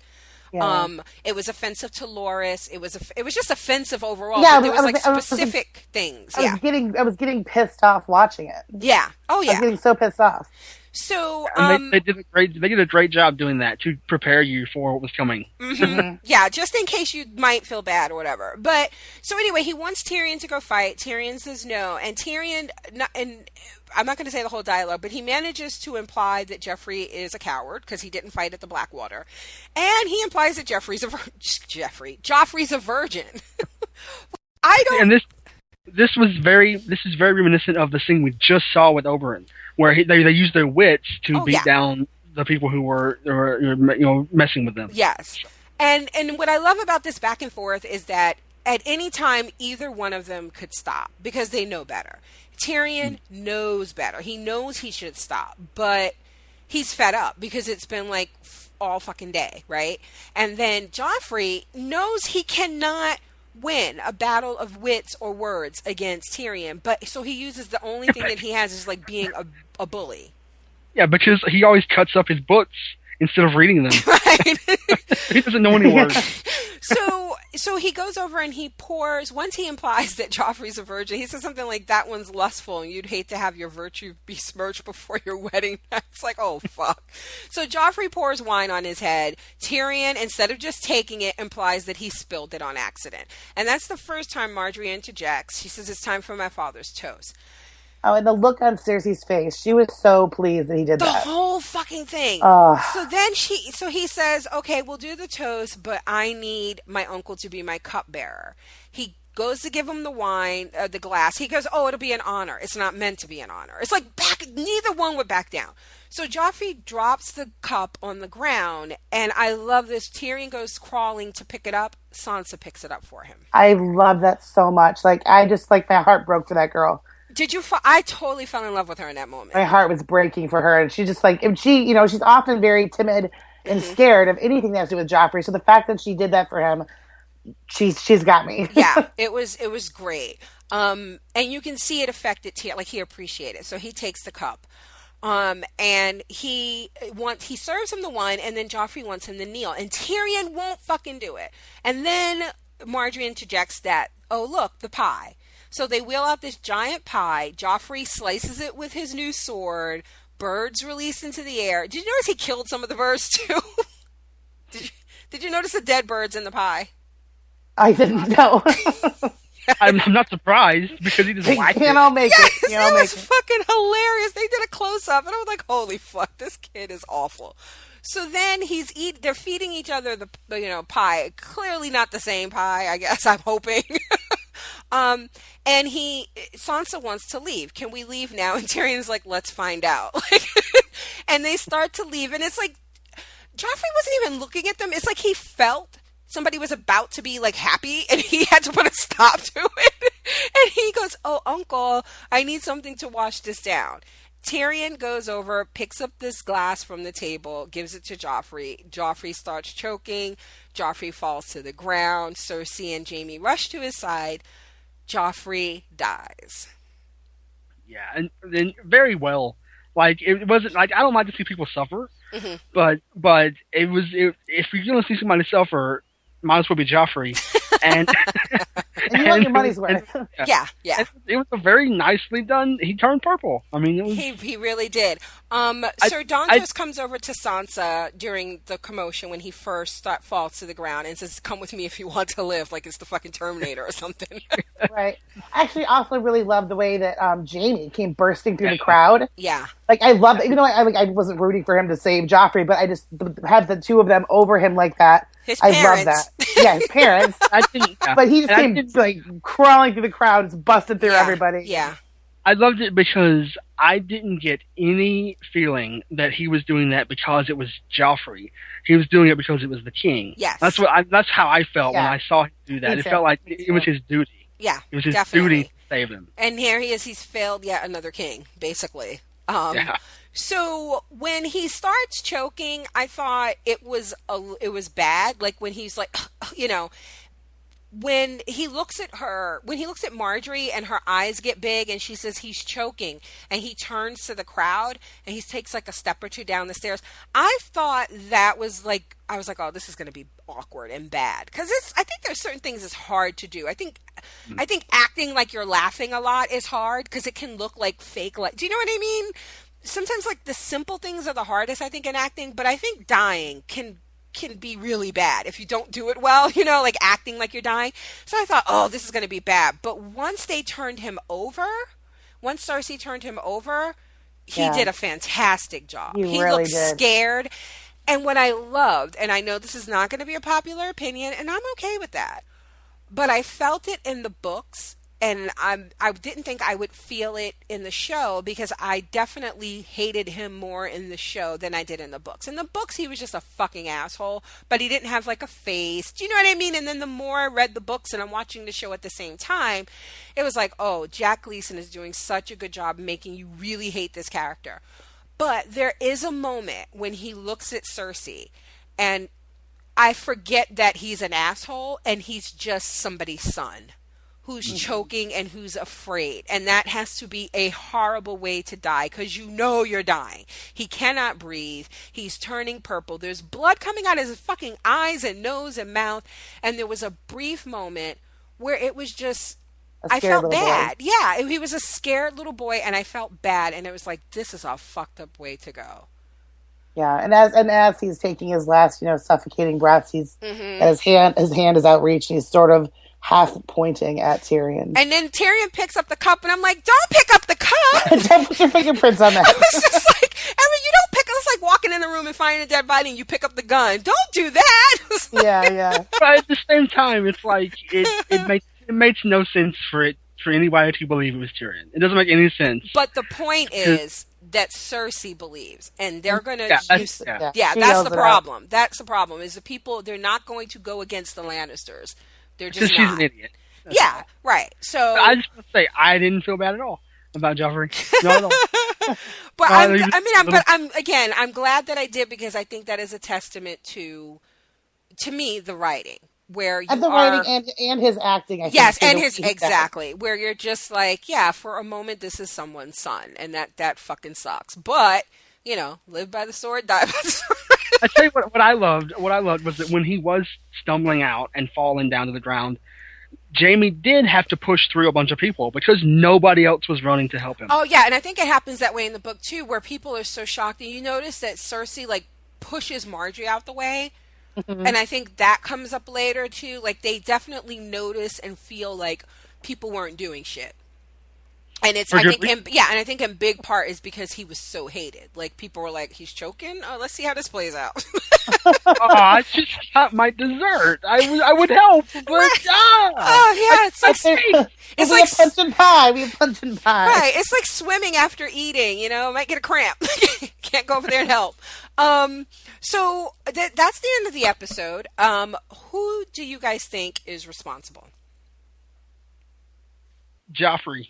He's an asshole. Okay, who do you think killed Joffrey? Let me rephrase that. Well, not Tyrion, of course. Yeah, obviously, I don't think Tyrion had anything to do with it. I mean, I don't know. I've been thinking about it all day. Like, I wondered if that's why Oberyn was in for the wedding. I mean, I think it could have been Oberyn. It could have been Sansa. It could have been Marjorie and her family. And is it Dantos? Right, because that's the weird part. Even if it was like no matter who it is, there is that Sardontus factor. That Like, he came out of nowhere, last week, right, gives her this gift, and then he's the one that's shuffling her off. So who is speaking in his ear, organizing that, because he doesn't have the capabilities to save Sansa's ass at all. right. He's just a drunken fool. So who He was got like, to do that? he was like, I just gave you that necklace, so I don't want you to lose it already. Come on. Right, when they cut your head off for thinking you Right. just killed the king, you conspired to kill the king. So, obviously, I know who did it, and I will just say that there are some differences in the way things kind of went down at the wedding than they happen in the books. But I do feel like if I didn't know, if you watch the episode again, I think it's, and I have a hard time saying this because it's like, oh yeah, well sure you're going to say that because you already know, but I watched it to take notes for the podcast, and I was being, trying to be objective about it, and I'm like, no, really, I think if you, because there's certain people you're going to be like, there's no way it was, let's say Tommen. Like, I mean, there are certain people you can just be like, nope, nope, nope, nope. If you look at the like main people who would have something to gain or would have reason to, and then you look at their actions throughout the course of the whole from the wedding beginning to end, I think it's obvious. But when I read the book, I didn't pick up on it right away when I read the book. It could have even been like, now that you're saying that, okay, so let's talk about Meghan. Hold on to that thought. Tywin's reaction was like, he looked like, damn it, like, like, because I don't think Tywin wants to be king. I think he likes having that kind of, like Cersei, where it's like, you just want somebody in power that you can manipulate. So, and if someone is going to try to kill someone, it's not going to be you. Right, exactly. So his reaction didn't look like, oh, my grandson is choking to death. It was kind of like, are you fucking kidding me now? Damn it. But then when she accused, so I don't know if we actually specifically said that this happened, but when she accused Tyrion of doing it, and she yelled for the guards to take him, Tywin looks over at Tyrion with this look of hatred, like he believes it too. Which, I don't know, I found that a little shocking. Like, he seemed all aboard the Tyrion murdered him train. Like, but Megan, what were you going to say? No, I was just going to say that now that you've sort of talked out that scene a little bit more and about the wedding as to who poisoned Joffrey, now I'm thinking somebody else. Okay. Do you want to put an official prediction? I won't confirm or deny. I was wondering about Loras. Okay. John, do you want to put down an official prediction? I mean, if my daughter was going to marry Joffrey, I wouldn't want it to happen. I mean, so okay. I wouldn't be surprised if it was them. That's what I was thinking. Who's them? They're her family, like the Tyrells. Yeah. Okay. So basically, I wouldn't be surprised if that's what the dad went off and did when she was like, I don't want to talk to you. He's like, okay, fine, I'm going to go over here and pick these poison berries. But I find it funny that you're both guessing Tyrells, because Megan says Loras, and John, you're saying Mace, the dad. Yeah, I guess. And one of them. Okay. Okay. I can dig that. That's pretty good. Okay. So yeah, so that was the episode. Really enjoyed it, even though I knew it was coming. And I even said to my husband before the episode, I was like, would you let me film one of those reaction videos of you for tonight's Game of Thrones? And he goes, I don't do reactions. And it's true. My husband will not. I'm the person that will jump and scream and be like, oh my God, I can't believe that just happened. And my husband's like, yeah, that was awesome. Like, so it's like, he's boring. I don't do reactions. I don't do reactions. That's exactly what he said. The opposite of me, who watched like the entire first season of The Walking Dead standing up in case I had to run. In case shit got too real. I was like, if it gets too real, but speakers on.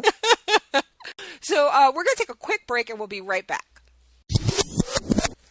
Hey guys, did you know that you can support our website and our podcast just by shopping at Amazon?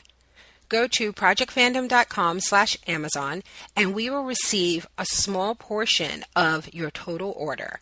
It doesn't cost you anything extra. We get that little bit from Amazon's profits. Pretty cool, huh?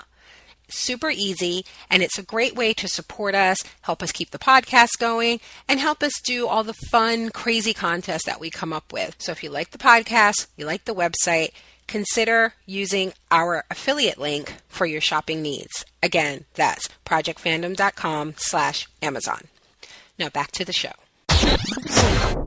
Okay, so we are back. I'm just looking through some of the tweets. I want to read the tweet of the week for you guys. And just in case you don't know, we live tweet this episode every Sunday night on Twitter. And if you want to join along in the conversation, use the hashtag PFGOT.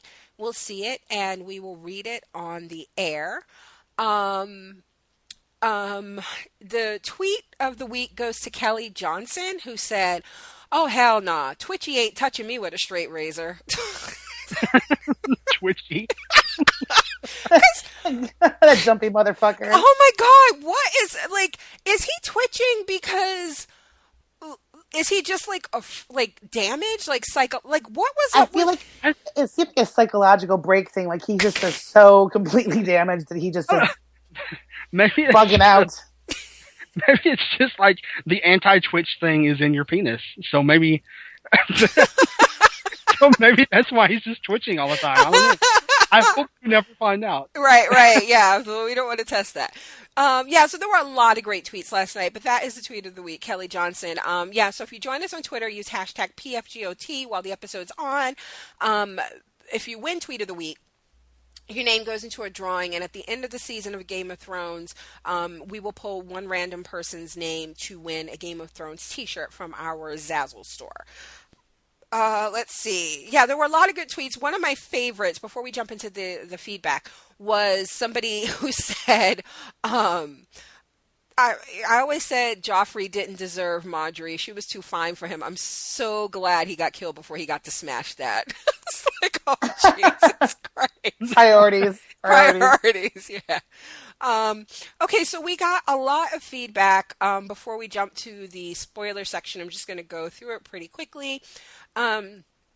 Terry said, "Am I the only one who wanted to beat Joffrey with Cersei's skinny neck? She really had me sharpening my claws. Does Jaime have any paternal feelings for those kids?" What do you guys think? How do you think Jaime feels about Myrcella, Tommen, and Joffrey? I think he's completely ambivalent. I mean, did we decide that he even knows? I mean, I think he does. If he does, then I think he probably cares, but I don't think it's, I don't think it's fatherly. Right. It's just he cares. I think they're just pieces in the game. It's like, you'll marry this one off to get this land, you'll get this one. I don't think it's like, Yeah. They're not curling up in his lap at the end of the day. I feel like, too, they all have a kind of Lannister loyalty, like even to some degree Tyrion.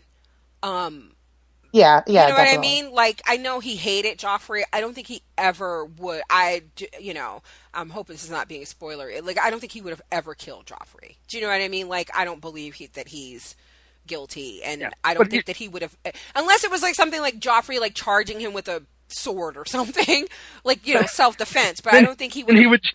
Then he would just need someone else to kill Joffrey for him. Right. Yeah. Well, there's a greater thing. Is like, you don't want the other houses to know that the Lannisters aren't loyal to each other. Yeah, and and the other thing is, like, Tyrion is not really in any position. Like, I don't think he doesn't want to see his family not in power. Do you know what I mean? Because let's face it, if the Lannisters don't have the throne, it's not going to be it's going to be through war, right? Like Stannis or something, or Daenerys with her dragons, like something big and bad's going to happen, and then none of them benefit. Like, they'll all be put to death, And then you see, like, the other 5 little people that Joffrey got to, dance around and stuff. I mean, when you're not a Lannister in power, exactly. That's what you are when you're Tyrion. And that's how you're treated. Exactly. And in the books, it wasn't that. He had 2. I think it was like a brother and sister. They were both dwarves, and they were riding on pigs, I think, and jousting. This was a nicer touch, I think, having them act out, because that, like I said, it just offended so many people on so many levels. And plus, he had just torn up the book that had, a lot of king stuff in it. So. Mm-hmm. So Mrs. Week says, what can I say about episode 2? God damn, stupid Shay, naive Tyrion, evil Cersei, poor Jaime, poor Theon. Wow, so there's actually another poor Theon. Okay. I actually feel bad for that wretch while he's in the hands of Ramsay. Why is he so evil anyway? I wonder if he's related to Joffrey. Speaking of which, if Joffrey is the result of incest, thank God it's illegal. That little maggot, I have never wanted a character dead so much, and a child at that. I should feel bad, but instead I feel relief and bliss until I remember his evil demon womb mother is still alive and kicking. Yeah, so some people were talking about that. They were like, well, now that he's gone, who do you love to hate? And the next answer people were saying online, Ramsay Snow. And I'm like, no, Cersei. Cersei's the next in line. Oh, my God. Yeah, Cersei's next in line. Yeah. Right? Ramsay is just as crazy as Joffrey and all that. He's probably crazier than Joffrey. But he's not as important yet. No, I mean, exactly. I don't know if he ever will be. Exactly. I mean, Cersei's the one you gotta hate. Exactly. I'm like, oh no, how can you put anybody above Cersei now that Joffrey's gone? I think everything should be followed by God damn. No, right? So she goes, ugh, can she have it next, George R.R. Martin? That spooky Melisandre is captain of Team Too Much. Why she always gotta kill people? Like I said, that bitch burned people like it's her job. Oh, damn. She must be related to Joffrey. I love how she's like, everybody who's an asshole in Westeros must be related to Joffrey.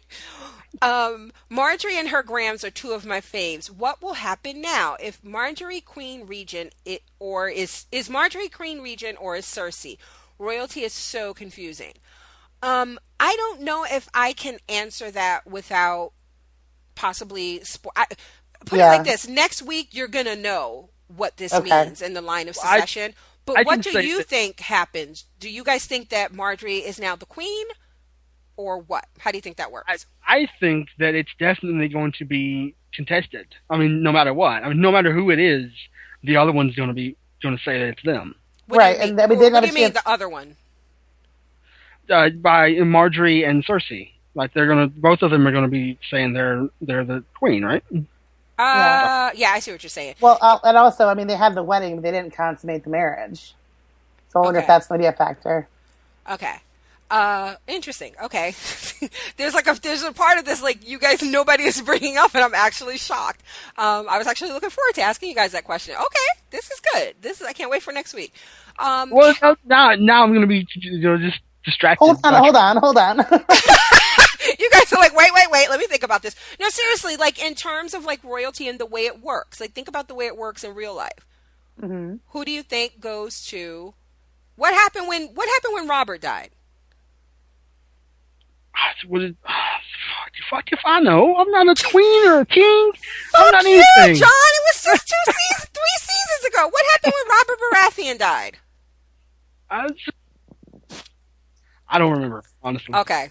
All right. What would Jaime be the king or something? I don't know.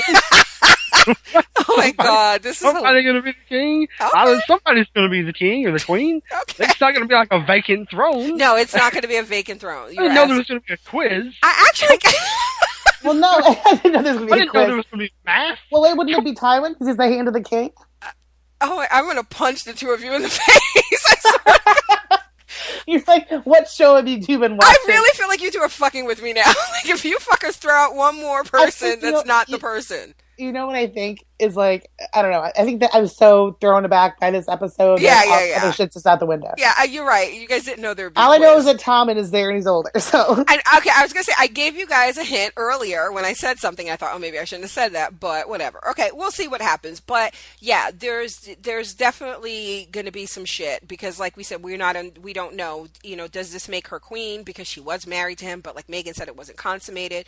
Cersei seemed to think that her ass was still the queen anyway, you know, ordering food to the kennels and shit. So we see she don't give a fuck. We saw what she did when she ripped up, you know, pieces of paper like for Ned. She doesn't give a shit about the rules. Kelly said, so good. The only thing I regret about Joffrey dying now is never getting to see how Marjorie would have outsmarted him.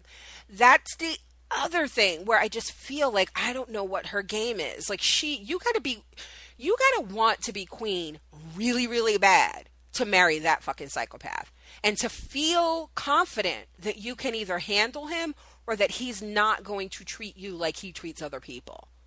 And I never quite figured out what her game was or how she felt this was going to play out. What her master plan was. Right. Yeah.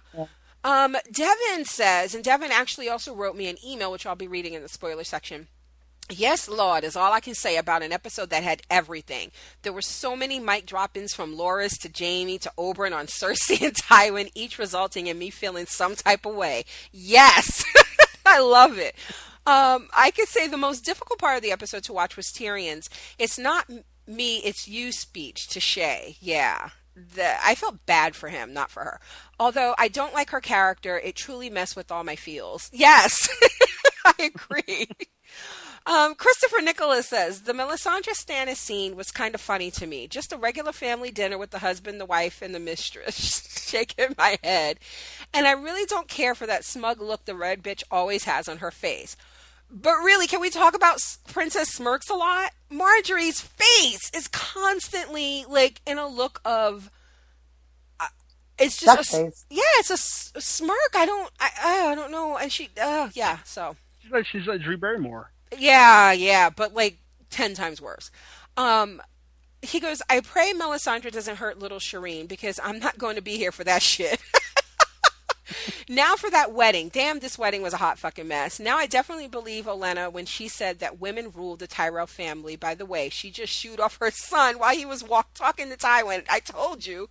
I love that. I don't feel like a single character was left out during this whole wedding scene. Everybody had their shining moment, and Cersei's super bitch face was on point in every scene. So now for the final couple of minutes. Joffrey was definitely at his maximum douchebag level this episode. That scene with the dwarves was so fucking sad and cruel. I felt so bad for Tyrion and Sansa and even Loras. But I like seeing that Marjorie wasn't enjoying any of that shit. When the final moment came, it was all worth it. Jack Gleeson did an amazing job in that scene. I could practically feel the air being sucked out of him, and makeup job was phenomenal. Oh yeah, his face. That was like some Walking Dead level. It was really crazy. I mean, it was like the blood was like seeping out of his pores. And then it was like that, like the other stuff coming, like the blood, but it was like that white streaked with blood fluid that was coming out of his mouth too. Like he's foaming or something. Yeah. Oh my God. So we clearly know it was poison, right? Like, because I felt like when he started eating the pie, he coughed, and he said it's a bit dry, and then it was the wine. So do you guys think it was? Was he choked? Was the poison in the food or was it in the wine? I had assumed it was the wine, but I thought it was the pie. Oh, really? Okay. Interesting. Okay. I can't confirm or deny shit. Because I thought, I mean, if it was in the wine, that would make it even more difficult for Tyrion to prove that he didn't do it. I was like, because he didn't do it. I know he didn't do it. And the funny thing is, like, there's really no way for them. This is not modern times, so I don't know how they would be able to tell where it came from. They could probably tell, like, if you have experience with these, like a maester may be able to say, oh, this type of poison causes, like, the veins to pop out in the face, so it was probably this. But then and then maybe that will tell you, like, how it could be ingested, like if it's typically a liquid that's poured, But the way that I don't know how they could tell if it was the food or the wine. The way I would think they would test it is to get two poor people and have one of them eat the pie and have one of them drink the wine, and whichever one dies, they know which one was the one that they was. Do you remember way back in season 1 when it's I forget who Ned's talking to, but they said that poison is a woman's game in eunuchs. Yep. Or women in eunuchs. Yep.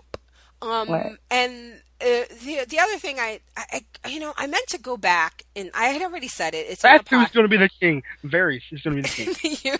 See, have you guys heard the Varys? Varys is it's not Varys. Some people say Varys and it annoys the fuck out of me. It's Varys. Varys is a merman. Rumors. A merman? Yeah. What is this, fucking True Blood? There are a lot of, they call tinfoil hat theories, and there's one that Varys is a merman. And then there is one scene, I think it's last season. That's a bridge too far, man. I can take dragons I can take witches and shit. I can't take no fucking merman. You can take White Walkers and zombies. I don't need to see him like swimming in the moonlight. Yeah, there's and then there's one scene last season where Tyrion says something about tossing him in the sea, and Varys' response is, "You wouldn't want to do that. You wouldn't like the results." And people lost their, like, book readers lost their fucking minds. Like, see, he's a merman. And then the other theory is that Roose Bolton is a vampire. Yeah, which is crazy. Well, he just kind of looks like a vampire. Yeah, and then, I mean, they do flay people. Does he shine? Does he shine? Listen, I don't get into all that. I just go by what I've actually read in the book. I'm not one of those that, like, you know, go with these own. I'm just telling you what theories are out there from book readers. So, yeah. So, but the other thing I wanted to say really quickly is that I mentioned it last week that I said it and then I was like, oh fuck, I never edited it out. But anyway, I told you guys what Oberyn's nickname is, right? The Red Viper? Yes. Yep. So that makes him a suspect, people say. Because if it's poison, the Red Viper, apparently, yeah, yeah, so, okay. Well, I mean, he was already suspect, though. Right, that's true. Shows up out of nowhere. And he's also the main suspect for getting in my pants. No, I'm just kidding. Oh my god, he's so hot. I can't believe that just happened. God damn. Oh, let's just say all kinds of things now. Pussy, dick. No, listen. So this is actually in the feedback. No, I'm reading feedback now. Ding dong, the dick is dead. Now, who do you think poisoned him? I don't think it was Tyrion because he looked. I'm still reading Christopher Nicholas. I don't think it was Tyrion because he looked just as shocked as I was when Joffrey started dying. He did. He even was like, "Your Grace, remember?" Like he looked so concerned. Where am I? Oh, my money is on Sansa. She was the one who passed him the cup after it fell under the table. And she sure was in a hurry to get the fuck out of there. And that Dantos guy comes out of nowhere and tells Sansa she needs to run, so maybe he was in on it too? I'm not sure. Another amazing episode of Dem Thrones, and I can't wait to hear you guys' opinion on it. Kat says, I absolutely love this episode and thought the changes really worked for the show. Oberyn and Ilaria steal my heart with every scene they're in. Agreed. I'm listening to the podcast for episode 1 right now, and John said exactly what was on my mind while watching episode 2 this morning. Every single scene has me deciding on a new favorite character and actor. Yeah, exactly. That's how it is with this show. Then Christopher Nicholas says again, no, it came back. He goes, holy shit, the Bastard King is finally dead. But before we get to that and all the shade that was thrown at this wedding, true. Let's talk about the smaller parts. Theon, poor Theon. Ramsay Snow has turned him into his personal slave, and I have to admit, I'm starting to feel really bad for the guy. And what the fuck up was with Theon and that random girl hunting that other girl with Ramsay? Bran is now going to be played by a 20-year-old actor. That kid is growing a lot. Yeah, like, he looks very mature this season. Yeah, Maisie Williams looks, if you go back and look at season 1, she definitely looks older, but appropriately older. Do you know what I mean? Like, you can feel like maybe a year has passed. Because she's shorter. I mean, she's naturally shorter. Yeah, yeah. And she's very tiny, and I think that her face hasn't changed as much as his has. Oh my god! Like he's really like growing into his like a manhood. Like by the end of this episode, he had a 5 o'clock shadow. Right. Okay. Like seriously, that boy has grown, and I love that scene with him having the vision from touching the tree. The only part I really understood was the dragon flying over King's Landing, but everything else was very confusing.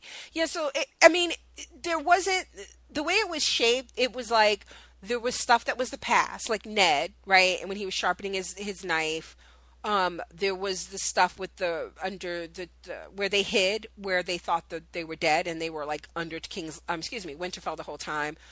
We saw the zombified horse that the White Walker was riding. So there was all this stuff that actually happened.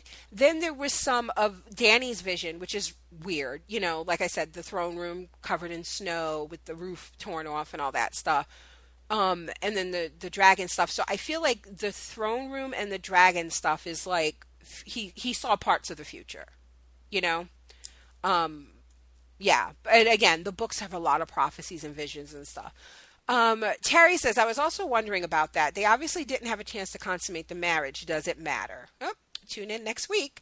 And then Stephanie says, I am dying at Captain Team Too Much, Mrs. Weeks. That is some funny shit. This was one of those episodes that made me wish I wasn't a reader. It just didn't match my expectations. that's interesting. And I was too annoyed at some of the changes from the books, particularly with respect to Ramsay and the Melisandre Shireen stuff, and then the Tyrion and Shay stuff.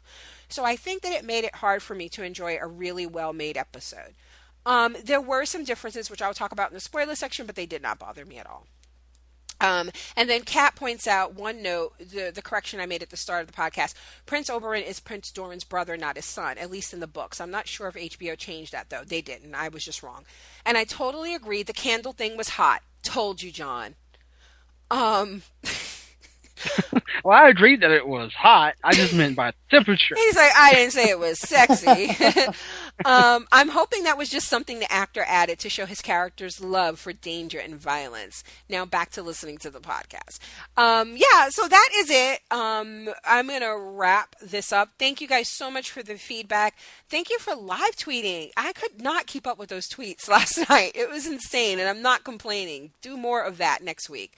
But yeah, thank you for all the feedback. Thank you for listening. Again, I'm going to close this out, and then after the music, I'll be back for the spoiler section. I got an interesting question email from Devin that I'm going to read and talk about some other book stuff. So once the music plays, if you don't want to hear that stuff, just shut the podcast off. But before that, let me remind you that Podcast Fandom puts out 4 shows a week. We cover Game of Thrones, The Following, Resurrection, and Scandal. Scandal's done this week. Resurrection's done like 3 weeks from now. So I'm going to have a lot of time on my hands, apparently. The Following is done very soon. Yeah, yes. I know. I think over the summer we're going to be podcasting True Blood. I know Rosie wants to do that. I'm assuming that maybe Megan, I don't know if you were interested, and Margot, who recaps the show for the site. I can tell you who will not be doing that one. Come on, John. You only have 6 seasons to get caught up on before July. John, I heard there's a merman on this new season. Well, now I'm in that and Suka. Yeah, it's the final season, so that should be good. But yeah, I'm thinking about True Blood. There's a vampire show based on Guillermo del Toro's book, The Strain. That I'm thinking maybe I'd cover. I don't know. And then Orange is the New Black comes back this summer, but that's a Netflix show. So I may do like a binge thing like we did for House of Cards, which I want to let you know if you're listening, those podcasts are going to come out when Scandal is done, because I only have but so much bandwidth for podcasts a month. So I was trying to wait till, some of these shows. So we're not doing 4 shows a week to make room for those House of Cards podcasts. So I haven't forgotten. It's a method to my madness here. But anyway, Podcast Fandom, 4 shows a week currently. Please take a moment to go to iTunes and leave us a 5-star review. Make sure you mention which shows you're listening to so we can read your reviews on the podcast. It only takes 2 minutes, and we'd really, really appreciate it. We're also on Stitcher. We could use some feedback there as well. We are actually getting added to more and more playlists on Stitcher, so that's cool. But we only have 2 reviews, and we could totally use more. We put out another podcast called Project Fandom's Throwback Thursday podcast that puts out 2 shows every Thursday, obviously. We're covering Heroes and Veronica Mars. We're having a lot of fun with that.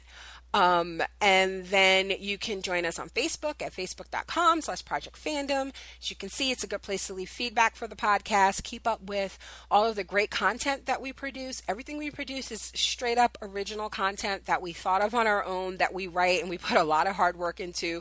So we would appreciate a like on Facebook. And again, a great way to keep up with the content that we're producing, as well as any contests and giveaways that we have going on. And like I said earlier, on Twitter at Project Fandom.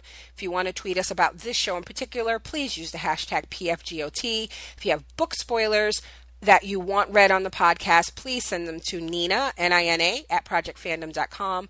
Any other email feedback can be sent to projectfandom@gmail.com. And finally, just a reminder that we have a private Facebook group called Podcast Fandom Crew.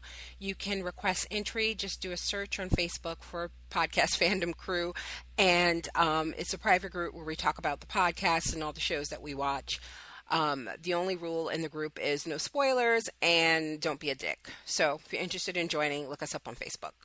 So that is it. Again, after the music, I'll be back to talk about spoilers. But... One more thing. What? Pussy. Can't stand you. John, do you think since John and I did not listen to the spoiler section, I bet Nina talks about us in there. She's like, those two motherfuckers. Them book reading motherfuckers. I'm going to accept a gift of all of the books, and then I'm going to take my sword and I'm going to cut them off. Cut them off. Yeah, I'm by myself in the book section, so the spoiler section, it kind of sucks, but whatever. But yeah, so if you shut the podcast off now, we will see you next week. We'll be back to discuss Game of Thrones Season 4, Episode 3. See you next week.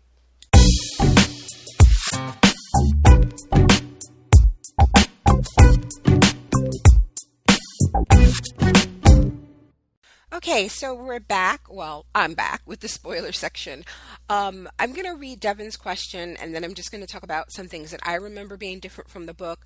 I'm going to just let you guys know straight up that I am not one of those people who remembers every fucking detail and has read, like, you know, all the extra books and things and release chapters. That's not me. I've read the books. I enjoyed them.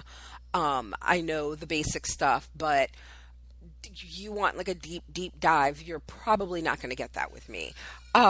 So you can hear my son laughing in the background. So, Devin's question is, pre-season, I expected the Purple Wedding to happen around episode 4 or 5 and thought maybe they would push the Sansa Eerie stuff to next season. But with it going down this early, do you believe we will get to see that certain someone fly from the moon door this season? Yeah, Devin, yes, definitely think that's going to happen. So what Devin is referring to is the fact that, yeah, if you've read the book, we know that Littlefinger has been orchestrating all of this, and he is basically sets up Sir Dantas to take, the fall, and he has been conspiring with Lady Olenna to kill Joffrey, and he takes Sansa to her aunt Lyssa, and they pretend that she is his bastard niece or something like that, or just his niece. I can't remember, but either way, at some point he kills someone, and it's pretty fucking awful and fantastic at the same time. And I believe that's going to be episode 9. I really do. I think that is going to be that big deal.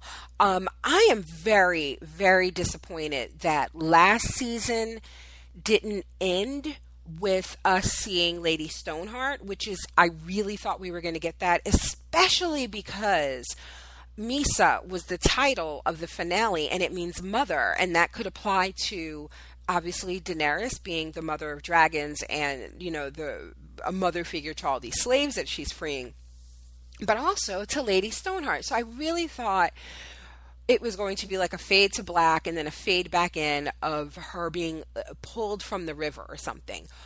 But now I'm thinking that may be our finale scene. I really do think that they needed to give us like a year away from the Red Wedding, maybe have us forget about Caitlyn. I don't know. I'm kind of hoping that's how this season ends with that, because I think that would be a total oh shit moment to non-book readers. I'm really looking forward to that.